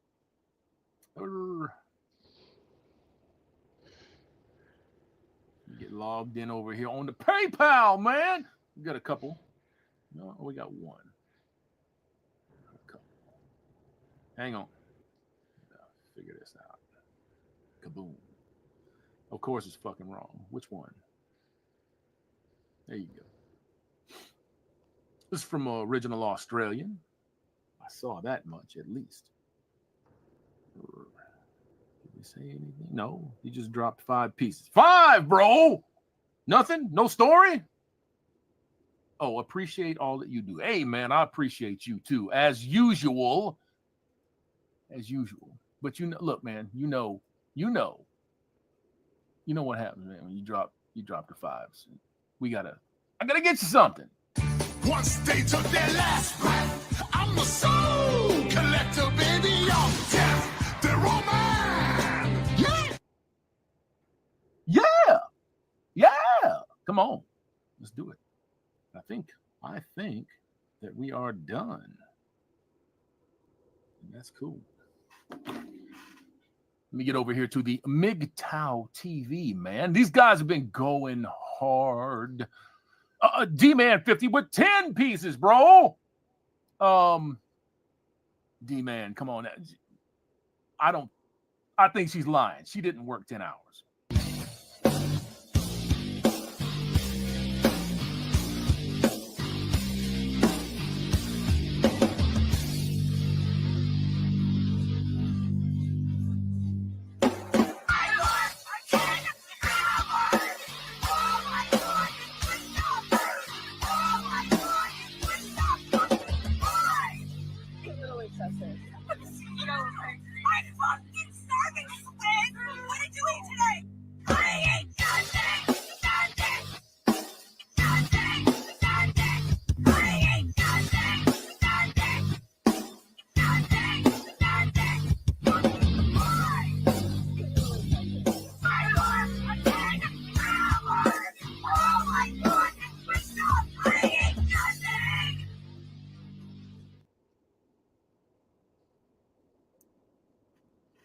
She didn't eat nothing. So she says, I don't believe her. Because the way she's woofing it down today, I don't believe her. I do not believe her. Let's get over here and catch MGTOW Ronan, man. What's that? 5, 6, 7, 8. 8 pieces all together. Let me go ahead and read them off, man. MGTOW Ronan. Hey, Hammer, last week you stated there's no such thing as a sexual reward. We come to understand that women will throw their box at the bad boys. Where the good guys or average guys, they'll string along. If it's not a sexual reward, then what is it? Let me stop you right there. That is not a sexual reward. It's not a reward. It's not. That's keep a nigga pussy. Well, brothers, we are at the end of the road. Thank you for hanging out and letting me watch Hammerhead. R.O., you're the man. But we're done for today. Let not your hearts be troubled. And we got just a little bit of fucking night to go here. I'm 22 miles from my destination. I'm going to go have a nice meal. I got my crock pot all washed out this weekend. So it's not, I haven't got anything cooked in it. But I'm going to go have a steak here at the Hood's truck stop here. Yeah. I'm going to get up at midnight again and drive the 20 miles over there and deliver, then come back here and crash again until 7 or so when they get into the office and give me another job. So sort of a broken up night. Y'all be good. And remember, no marriage, no cohabitation, and no new children. And if Hemi was here, he'd tell you, don't bring your fucking girlfriends around here. And be good to each other. Help a brother out if you can. Don't matter what you do, just as long as you're doing a little something. Doesn't have to be money. And remember that to stay away from usury and gynocentrism, which brings on indentured servitude, you got to fuck with a woman. And you can't do that if you're sucking a dick. So MGTOW is for normal men. Peace out, brothers, and I'll catch you on the road again tomorrow. Bye. Good night.